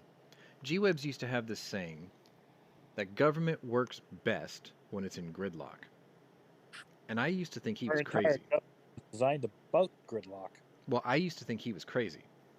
But I understand it now. I get it. If you had a multi-party system like they do in England, it makes sense. If you had, let's say, 7 parties, 7 viable parties in this country. Andy Yang just started one. He's calling it like the Forward Party or something. But the whole point is let's say 7 parties legitimized themselves. They started at the local level. They've created a base, and now they have a voice. If you had 7 different platforms in Congress, it would be gridlock because you couldn't get all of them to agree to something. A perfect example of this is look what it took to ratify the Constitution of the United States. It took the Bill of Rights. It took 10 amendments that all 13 colonies would agree to ratify the Constitution. And the same could be said about Congress. If you had 7 different platforms running it, only the best of bills would pass because it would be the only thing that you can get all 7 platforms to agree to, which means every crappy little bill with an agenda would never make it because you couldn't get the support for it. That's why government works in gridlock. Only the good laws would pass. All the bad ones would never even get off the ground. But because we have a this or that system right now, they get through all the time. 2 problems with that. One, the American voter can't count more than 2. Unfortunately. 2, the 2 current parties have too much power. Correct. For anything else to shoehorn itself in. Otherwise, we'd have a lot more of the various other platforms that you hear that have a little traction now. You're right. Once upon a time, there was this thing called the Tea Party, and it started in Kingwood, Texas, and it was a bunch of fed-up conservatives that wanted something different. They started at the local level. They gained a lot of momentum, and Barack Obama basically weaponized the IRS and killed it. You're right. The 2 current establishments have too much reach. to keep new ideas from becoming mainstream. But then again, you know what? You got the squad, right? You got to give them credit. They have split that party badly.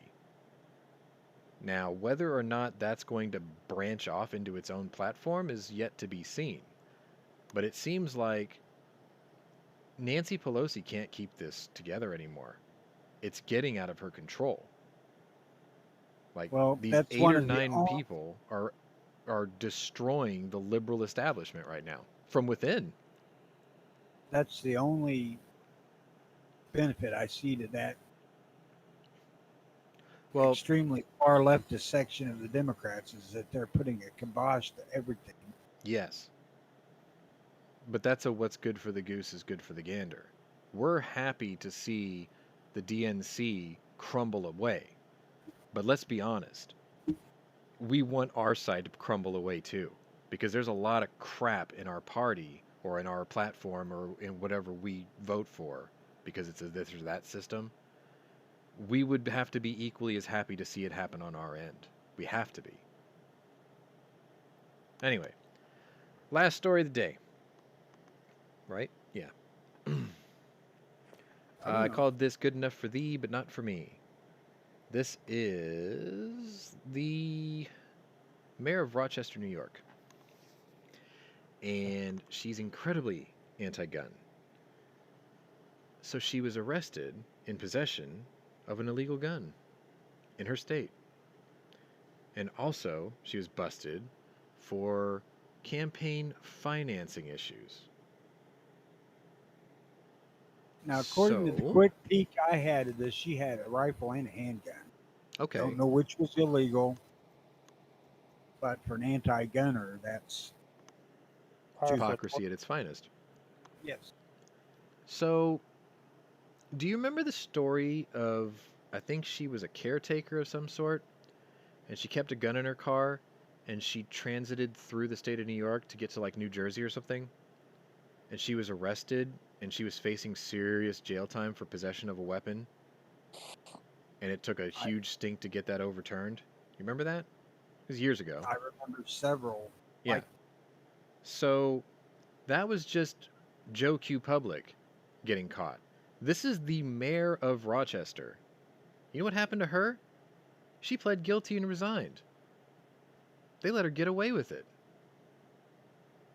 Why? she was a politician. Well, it's good to be, like, the way this was worded is, unlike the little people who go to jail over illegal weapons charges and campaign finance laws violations, Mayor Warren simply has to resign her elective office. A job she was about to leave in a week anyway. To stay out of jail. Must be good to be a member of the ruling class. The thing is she was leaving her post because the DNC like her. And they think that she has a chance to win a seat in Congress. She's moving up. They're burying this. The media is But she's burying this. critical enough to be a politician. Yes. But the thing is the media is trying to bury it. She's claiming this is like just, right-wing conspiracy theories and stuff. But, the fact of the matter is you got caught and you lost your job and then you got away with that too. And people are going to forget this because it didn't get circulated in the news. And then it's going to just be, I'm running for Congress. Look how successful I was as mayor. Yeah, but what about what happened a week before you were about to... We don't talk about that. Wait, as Jimmy would say, these are things that need not be discussed. Oh God, if he's listening to this, he would just. I think his eye just twitched. But yeah, the hypocrisy of it all. Keep an eye on this lady, New York, because she's probably going to be a congresswoman running near you. Remember this moment. Especially if you're a gun person that can't get a carry license in that state. Remember that Well, face. y'all get what you fucking deserve. You elected Hillary. We don't know if they actually did or not. Well, yeah, okay. My apologies. You may have a point there. Yeah, we don't know how many dead people voted for her. All right, so that was the news. I didn't bring you a fifth story because I wanted to touch on something that I thought would be a little fun. Because we haven't been able to smile and laugh about these things for quite a while, at least on this show. Usually I try to bring you something that's a little more upbeat so you leave your weekend ready to go with something positive. And today, what I thought I would do, since we talked about this a little bit last week, and that's why I got the idea, is gun collections. How did your gun collection start? And how did you meander through the decision process of how your collection was going to be built? Like what it would entail? What does it contain? How did you get it? Uh, how much you were willing to put into it financially? Because let's be honest, if you're into like CNRs, you're not in it for the money or the gun. You're more in it for the history or the lore first, because mine's going to drag on a bit. Go ahead, Scott. I need to reflect on this one a little bit. That's where I was gonna go. Oh, you guys suck. Okay. So, before I started a gun collection, I think it was about 2008. Just before 2008, I was held at gunpoint and robbed for the third time in my life in the fourth largest, finest city in the country. That's sarcasm, by the way. Um, and I thought after I had gotten out of that intact, that there was a good possibility that I've been playing the odds long enough and I should probably do something about my own um, survival in a situation like that. If I'm going to be put in a situation where it could be fatal, I want to be able to, stand on my own 2 feet and defend myself. That's when I got into firearms. I was already 28 or 29 at the time, something like that. And so on my birthday, I bought my first carry pistol, which shouldn't surprise anybody. It was a Walther PPK. I had made the mistake of not reading the listing properly, so I got it in the wrong caliber with the wrong finish. But I didn't care. I forgave it. So I bought a stainless one in 380. And it bit me, and it attacked me every time I shot it. And I've got a permanent scar on my right hand because of it. Slide bite. But it taught me basic firearms control. It taught me um, function. It taught me everything. Stance, sight picture, all of that. Now, I had been a very, very casual shooter before that, but I never owned my own. And now this was my own, and it made me realize that I probably made a mistake buying it, because it's heavy, first of all, for a gun that small. It's not the most comfortable to shoot, and its sight picture's not very good because the sights on it are very tiny. So I wasn't very good with it. So what ended up happening was I used it as a stepping stone and a learning tool. I put it away, and I bought myself my second carry pistol at the time, which was a Smith & Wesson S&W 40 Shield. And it was a little bit bigger, it was a little bit lighter. I think I put a Crimson Trace laser on it, and that gun taught me a few things. It taught me how to control a flinch, because I put the laser on guns just to make myself an honest shooter. I don't do it to depend on it. I just do it for target practice to see how much I'm pulling as I'm pulling the trigger. You can spot a flinch much easier with a dot in front of you. So it taught me that. It also made me realize that 40 in a pistol that small was a little uncontrollable for a novice shooter like myself. But I carried it for about 2 years. And then I had replaced that with... Oh, I had sold a car to buy my first unicorn gun. And it was the Smith & Wesson 629 Competitor in 44 Magnum. I saw it. I instantly fell in love with it. I had to have it. I moved heaven and earth to get it. Now, that's not a carry pistol. But shortly after that, I did buy a carry pistol.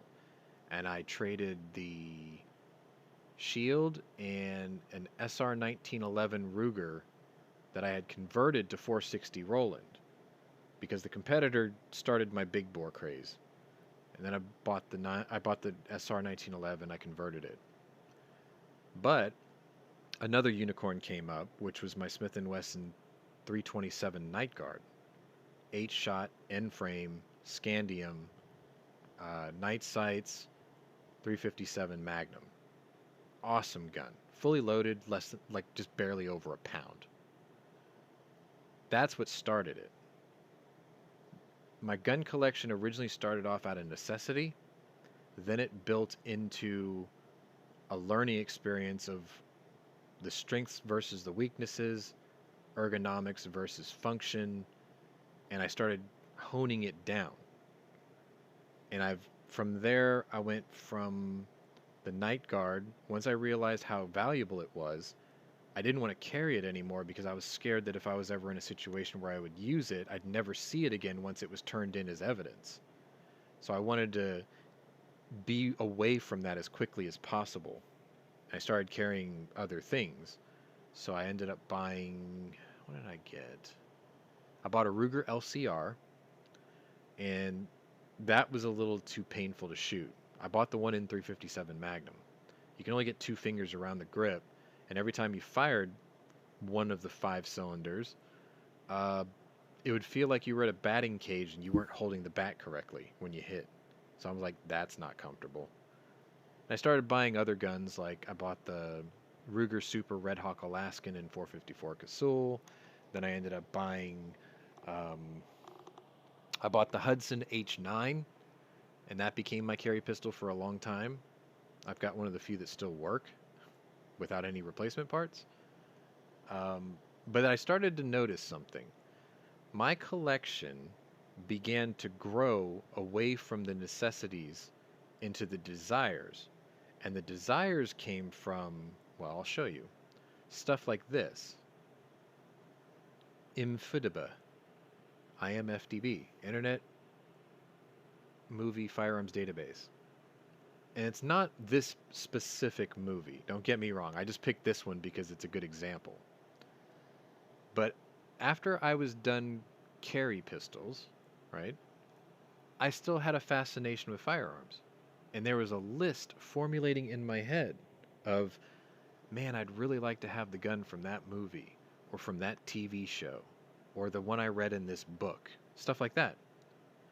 So I would watch the movie, and if I knew what gun it was, I would write it down or keep it in my head. Or if it was a gun that I never saw before, IMFDB, I'd jump on here and be like, what was that gun? That's how I found the competitor. I want to say I saw G.I. Joe. I think The Rock carried it in G.I. Joe. He also carried it in the 6th Fast and Furious movie, where he played Hobbs. But the one he had in that movie was slightly different. His had an unfluted cylinder, and I wanted one so bad, and I couldn't find the cylinder, and they wouldn't sell it to me. And after a while, I just gave it up, and I'm like, it's fine with the fluted one, whatever. But I started picking my guns based off of stuff I saw in movies. So now, I don't call it my 327 Night Guard. I call it, that's the gun from Paris with Love with John Travolta. I don't talk about my Marlin 1895 SBL in 4570. I call it my Jurassic World rifle. I don't talk about my 3913 Ladysmith Gen 3 semi-auto Smith. I say that's the handgun that Andrea carried in The Walking Dead. Like, that's how my collection is. And then from there, you know, it branched out. Now I've got categories. Guns from movies, battle rifles that are modern, and then I got into this whole CNR and milsurp thing. The first one I bought was at the Wanamaker Gun Show back, I think, in 2017, and it was my 1961 Ishapur #1 Mark III. This is a long name. Number one, Mark III emergency use grenade fire short magazine Lee Enfield. God, that's a mouthful. So that was the first one that got me started on it. And then you've seen my videos in the past where I just went down the line. So I've got a jungle carbine, I've got a 7188 Dutch Beaumont, and a 7087 Italian Vetterli Vitali, and the 89 Swiss straight pull, and the Arisakas, and all that stuff. Now I've got all these things. So now my collection has 3 tiers. But it all started with necessity first, then desire, and then history for me, honestly. All these milsurps have a story to tell. So I try to, I don't know, honor them in this old gas with a little bit of the history lesson. I'm not very good at it, but Othias is. So I don't have to. He can do it for me. All right, so you guys should have had enough time to figure it out. How did yours start?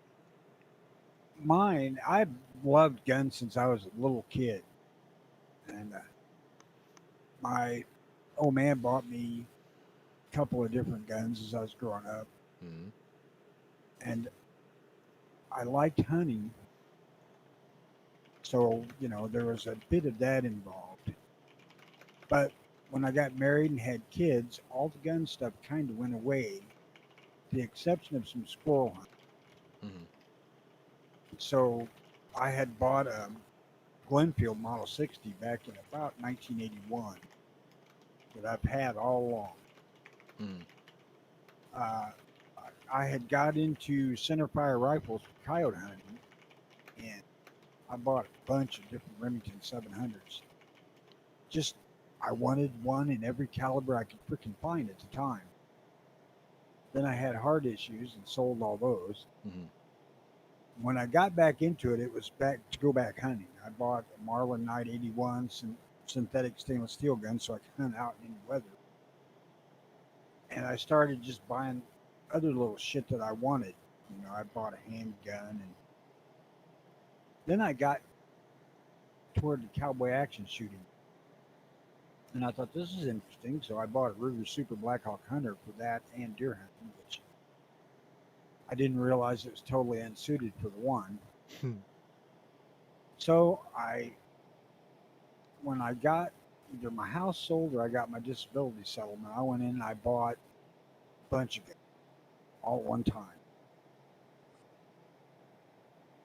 629 Smith & Wesson, the 4570 Marlin that I got, the 44 Magnum Marlin, 2 Ruger Vaqueros. Well, actually one, and I bought one later on because I could order it. 2 of the 1875 Outlaws, yada, yada, on and on. I got. But there was no real driving factor behind it in a singular fashion. There was hunting and there was the cowboy action shooting, which when I actually seen how that worked, I knew, there's no way I'm doing that shit. But the only gun that I really bought because I just wanted the gun. I didn't want it for anything special. I just wanted to have it with 29 Smith & Wesson. Right. All the rest of it is just stuff that I thought I could use for one thing and another. Kids to play with. I've got a bunch of rimfire stuff that the grandkids can play with. Mm-hmm. For those of you watching, I changed nicknames on my server, as you can see. That's why mine says license to show. It's a joke. But that's the reason I changed Tony's to Tony 2 times, because there was a time where he was buying certain guns in pairs. And I thought, yeah, that's Tony. He does everything 2 times. So that. If you're wondering why it says that, that's why it says that, because of this story right here. I do, oddly enough, have pairs of a number of guns. Now, having that, have you ever noticed a difference, performance-wise, between 2 guns of the same model that may not be consecutive serials? That maybe one came later than the other. Can you actually tell the difference as you shoot either one? With every pair I got, except for the 2 Heritage Rough Riders, I can't tell the difference between them. All the rest of them, you can tell the difference from one to the other. But there again, they're all set up to be right and left-handed. Right. Okay. Okay. But I mean, when you first got them, though, you know, like Yeah. if you just shot them, like I guess a modern two-handed grip or whatever, were you still able to tell the difference? I was in the Outlaws, not so much in the River as far as feel, but they didn't look quite the same. The one had a super polished Mm-hmm. uh, grip, and the other one was kind of dull, but they're both pretty polished now. Mm-hmm. I don't think some of the other stuff. See, the closest I ever got to that was I bought two Beretta PX4 Storms, but I bought one was the compact and one was the subcompact. I bought them for the same make and model, but they were two different variants, and I wanted the different variation. So the subcompact was a tilt action barrel like most guns, but the compact was the rotating barrel. They both had the same giant big head slide, but their actions were different. And strangely enough, even though those were the same or they were different physically, they felt the same in the hand.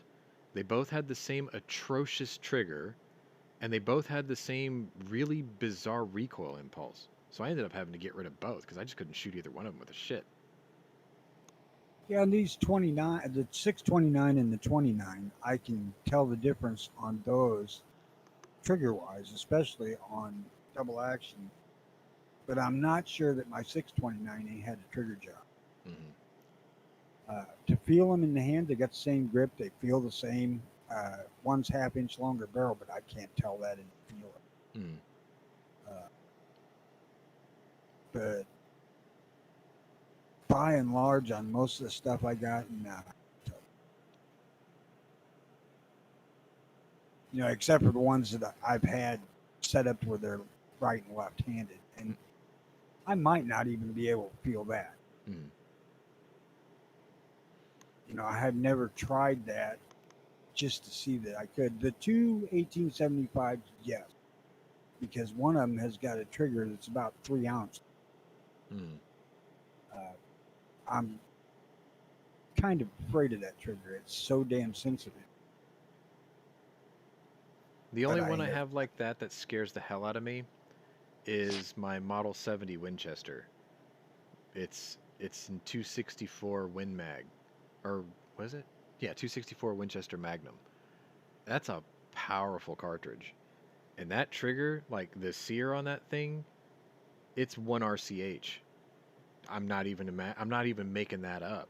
It's got an adjustable Timney trigger in it, and I don't want to touch it because the shelf on that thing is so tiny that I think any adjustment I make will just set the damn thing off.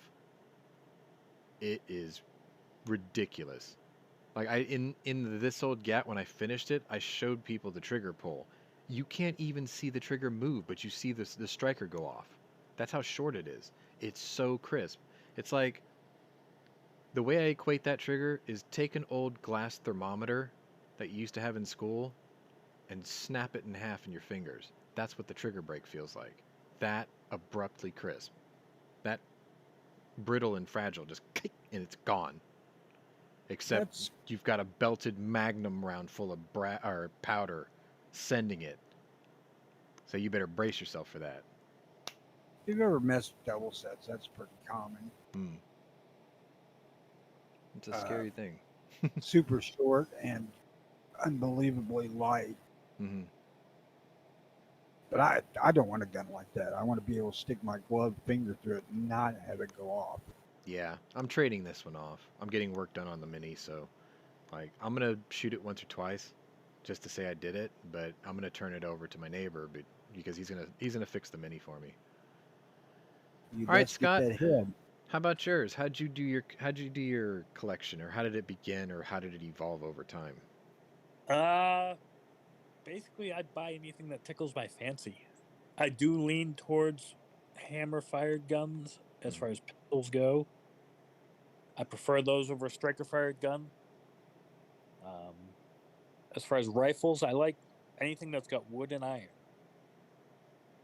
Not big on modern polymer guns, Mm. but I do love my AKs. So yours is more just like I don't want to say it's impulsive. It's just It's if very it eccentric, shall we say. yeah, it's an eclectic collection. It's not themed off of any one thing. It's just like, no, I like that. I'll have that. Or that's cool. I want that. Yeah, like my Okay. last gun. I didn't need a second 239, Mm. but at the same time, I did not have a two-tone German model. Right. So it's good to have it as part of the herd in a way. Yeah. I think to I'm the same way with my further Milsers. on, to further on with my collection, people would assume that, I come out of the womb being a revolver guy Mm. because, John Wayne fan and all that. No, the revolver thing is really recent. Yeah, your carry pistol was a Sigma for a long time, right? Yeah, and before that, had the Ruger P95 DC for a long time. Mm-hmm. I love that gun. Mm. Not great for carry because it's too damn big. Still like the gun. See, I'm kind of in that boat like Scott now. When I bought my Italian Vetterli Vitali, I bought it because I was fascinated with the shape of that magazine. And if you guys have never seen one, it is weird looking.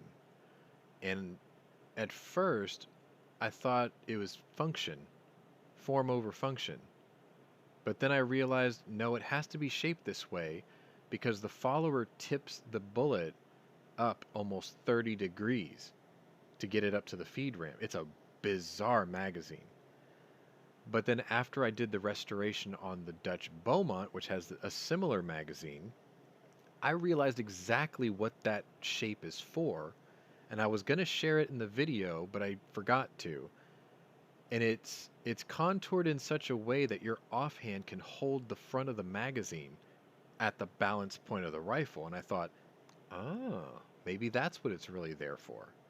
Because you can put the meat of the end of your hand below your pinky right into that little cutout in the magazine. And I thought, maybe that's why it's shaped this way. And I've seen videos of people I've seen pictures of people in the correct era that this gun was an active military weapon, and they're holding it like that. It almost looks like a target shooter's shot because your elbows are real close together, but it puts that palm right where it needs to be on that part of the magazine at the balance point. Even though there's 27 inches of barrel past it, it still balances right there. But yeah, I bought the Beaumont because I wanted to complete the set of Vetterli conversion magazine rifles because there was only two. And I was like, I got to have those. And then for my Mauser collection, I don't really want them all, but I want certain ones, which is why I have the Siamese for its dust cover. I have the Arasaka for its dust cover, the 38. I have the Turkish Mauser because it's a conglomeration of 88 upgraded to 05, rebarreled in 35.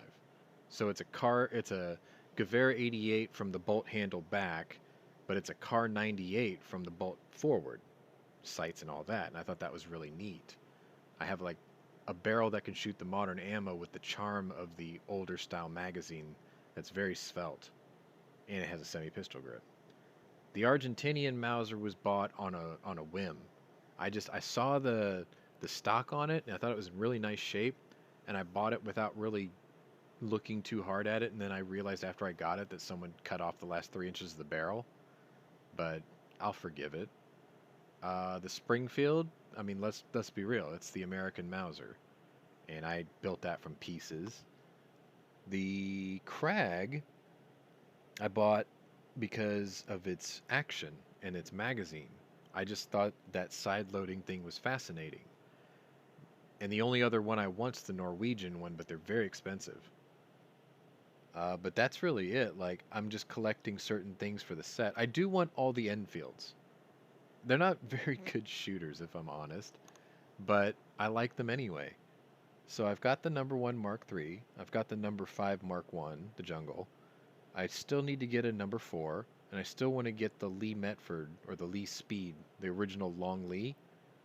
So I want those 4, and then if a 2A1 comes along, the 308 rechamber ones, I could see myself with one of those 2. And I'd like to get one more number 1 Mark III that's an actual World War I variation, because mine is the Indian one, so it's got the squared off sight hood, and I don't like the look of that, but I liked the fact that it was set up for grenade fire. That's why I bought it. Woods says he buys guns he likes. Several don't have a practical purpose.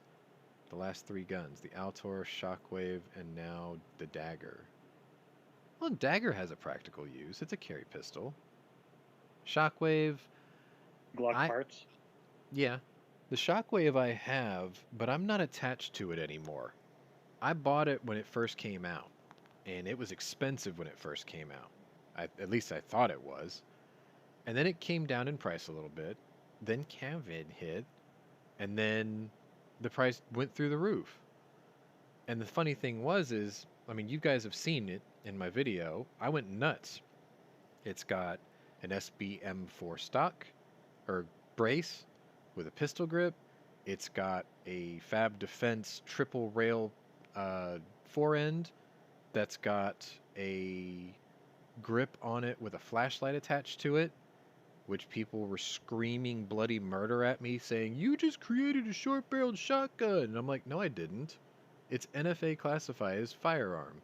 And the one that they used at SHOT Show had a vertical grip on it. So I was like, don't tell me that.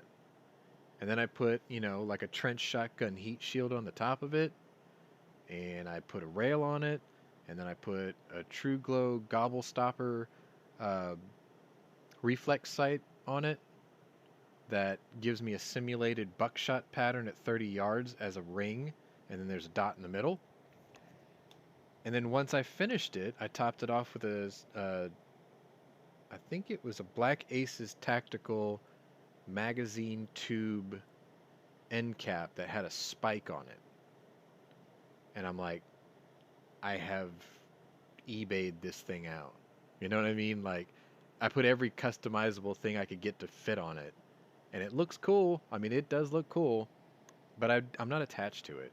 I think I'm going to get rid of it, actually. I got one person who wants to buy it, but they never seem to cough up the money when it's time, so I have it. If someone made me an offer for it, I'd probably sell it. I've been thinking about putting a tag on it and walking around, a gun show and just see if anybody's interested, but I don't feel... I'll give you $20. No. They're selling now. I've seen them... I know. I've seen some of these things sell outfitted slightly like mine for $700 to $800, and I thought, well, I'd take $800 with everything on it. Sure, you can have it like it is. I'm not going to take anything off of it. You can have the whole thing like it is. So if it sells, I'll be rid of it. I don't know what I'll replace it with. Probably a TS12 because I'm stupid. It's a great thing about being where I'm at in life, and I don't have to think about selling anything. Well, I don't have to sell it. I'm just saying I'm not attached to it. If the right offer came along, I'd let it go. If I build another shotgun like this, I will get the Black Aces semi-auto version and then kit it out like this. And then I'll keep that one. But the pump one, I'm kind of done with. So anyway. Hell, the gun I'm looking for nowadays is going to be an Anaconda. Same. Really want anything else. Same. I'm holding my Christmas bonus because as soon as it touches my hot little hands, I'm going to go to my local and say, where's my fucking Python? And if they're like, we can't get one, then I'll just be like, okay, then you're going to refund my deposit right now. And they will. And then I will still not have a Python. But at least I'll have my money back and I'll start looking for one again. Preferably before Colt announces that they're going to discontinue it.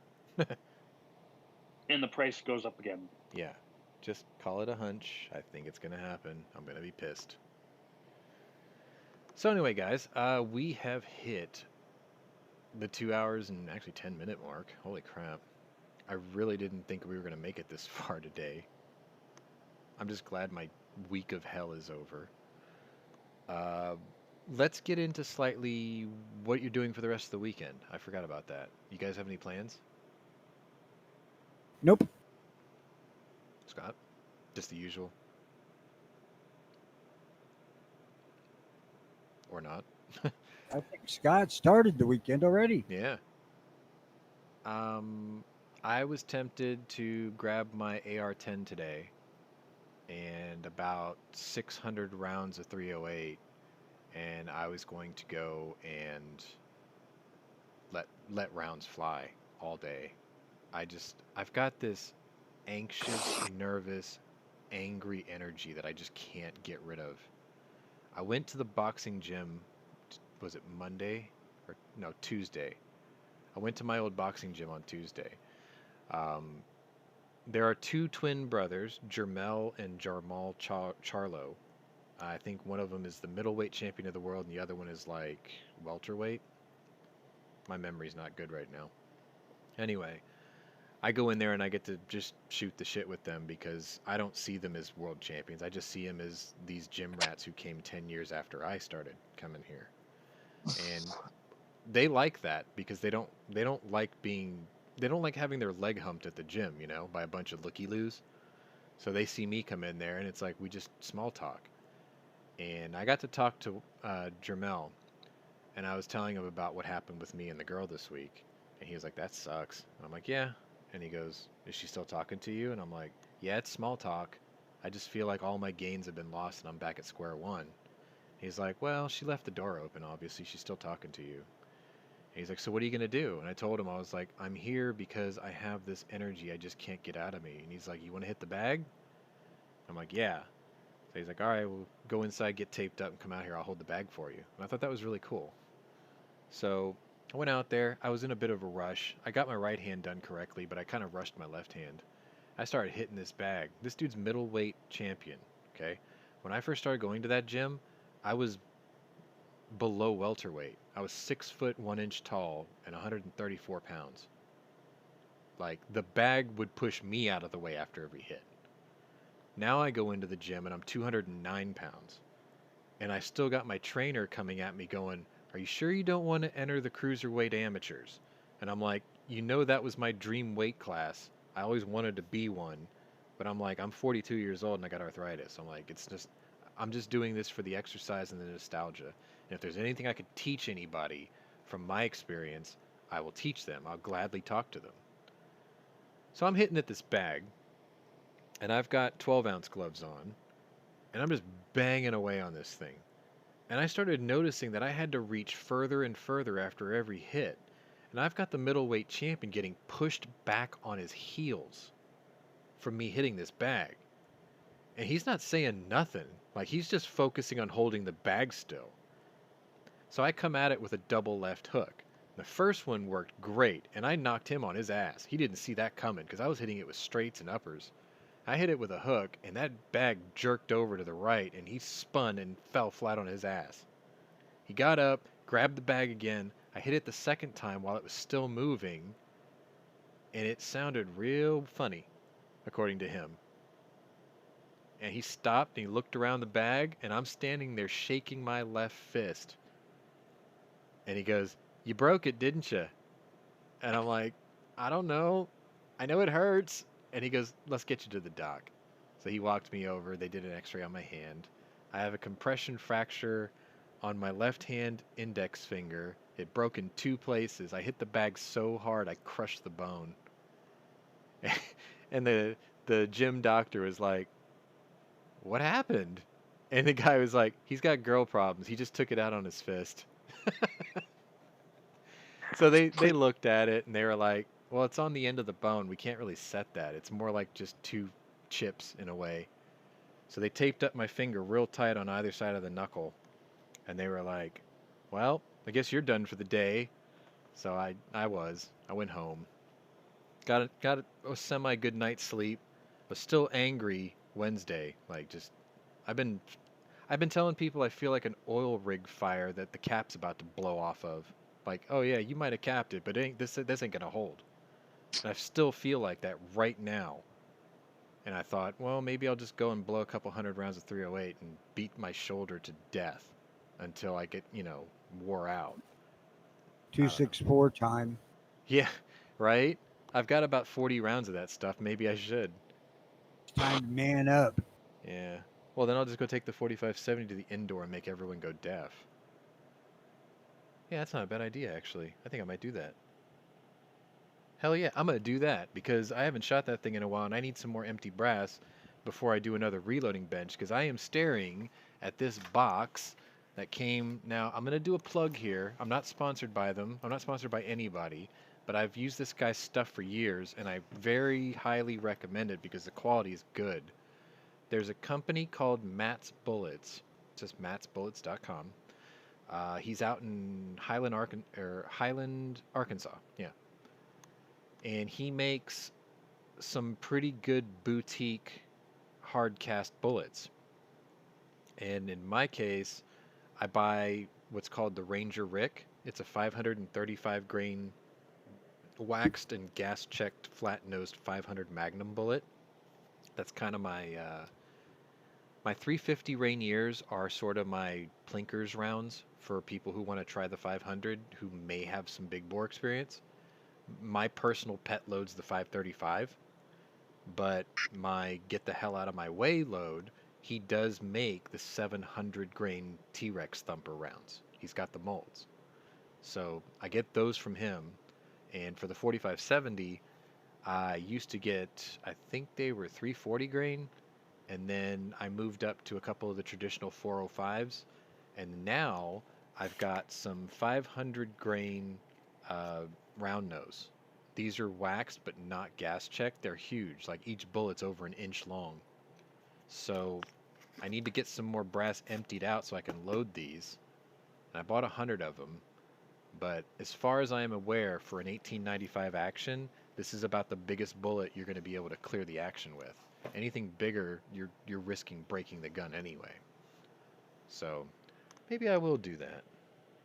I mean, it's just sitting on my wall right now, and it kind of looks lonely, you know. I want to shoot it a bit. Maybe I'll do that. I don't know. Like my left hand still hurts, and my right hand kind of hurts too. So I got to do something.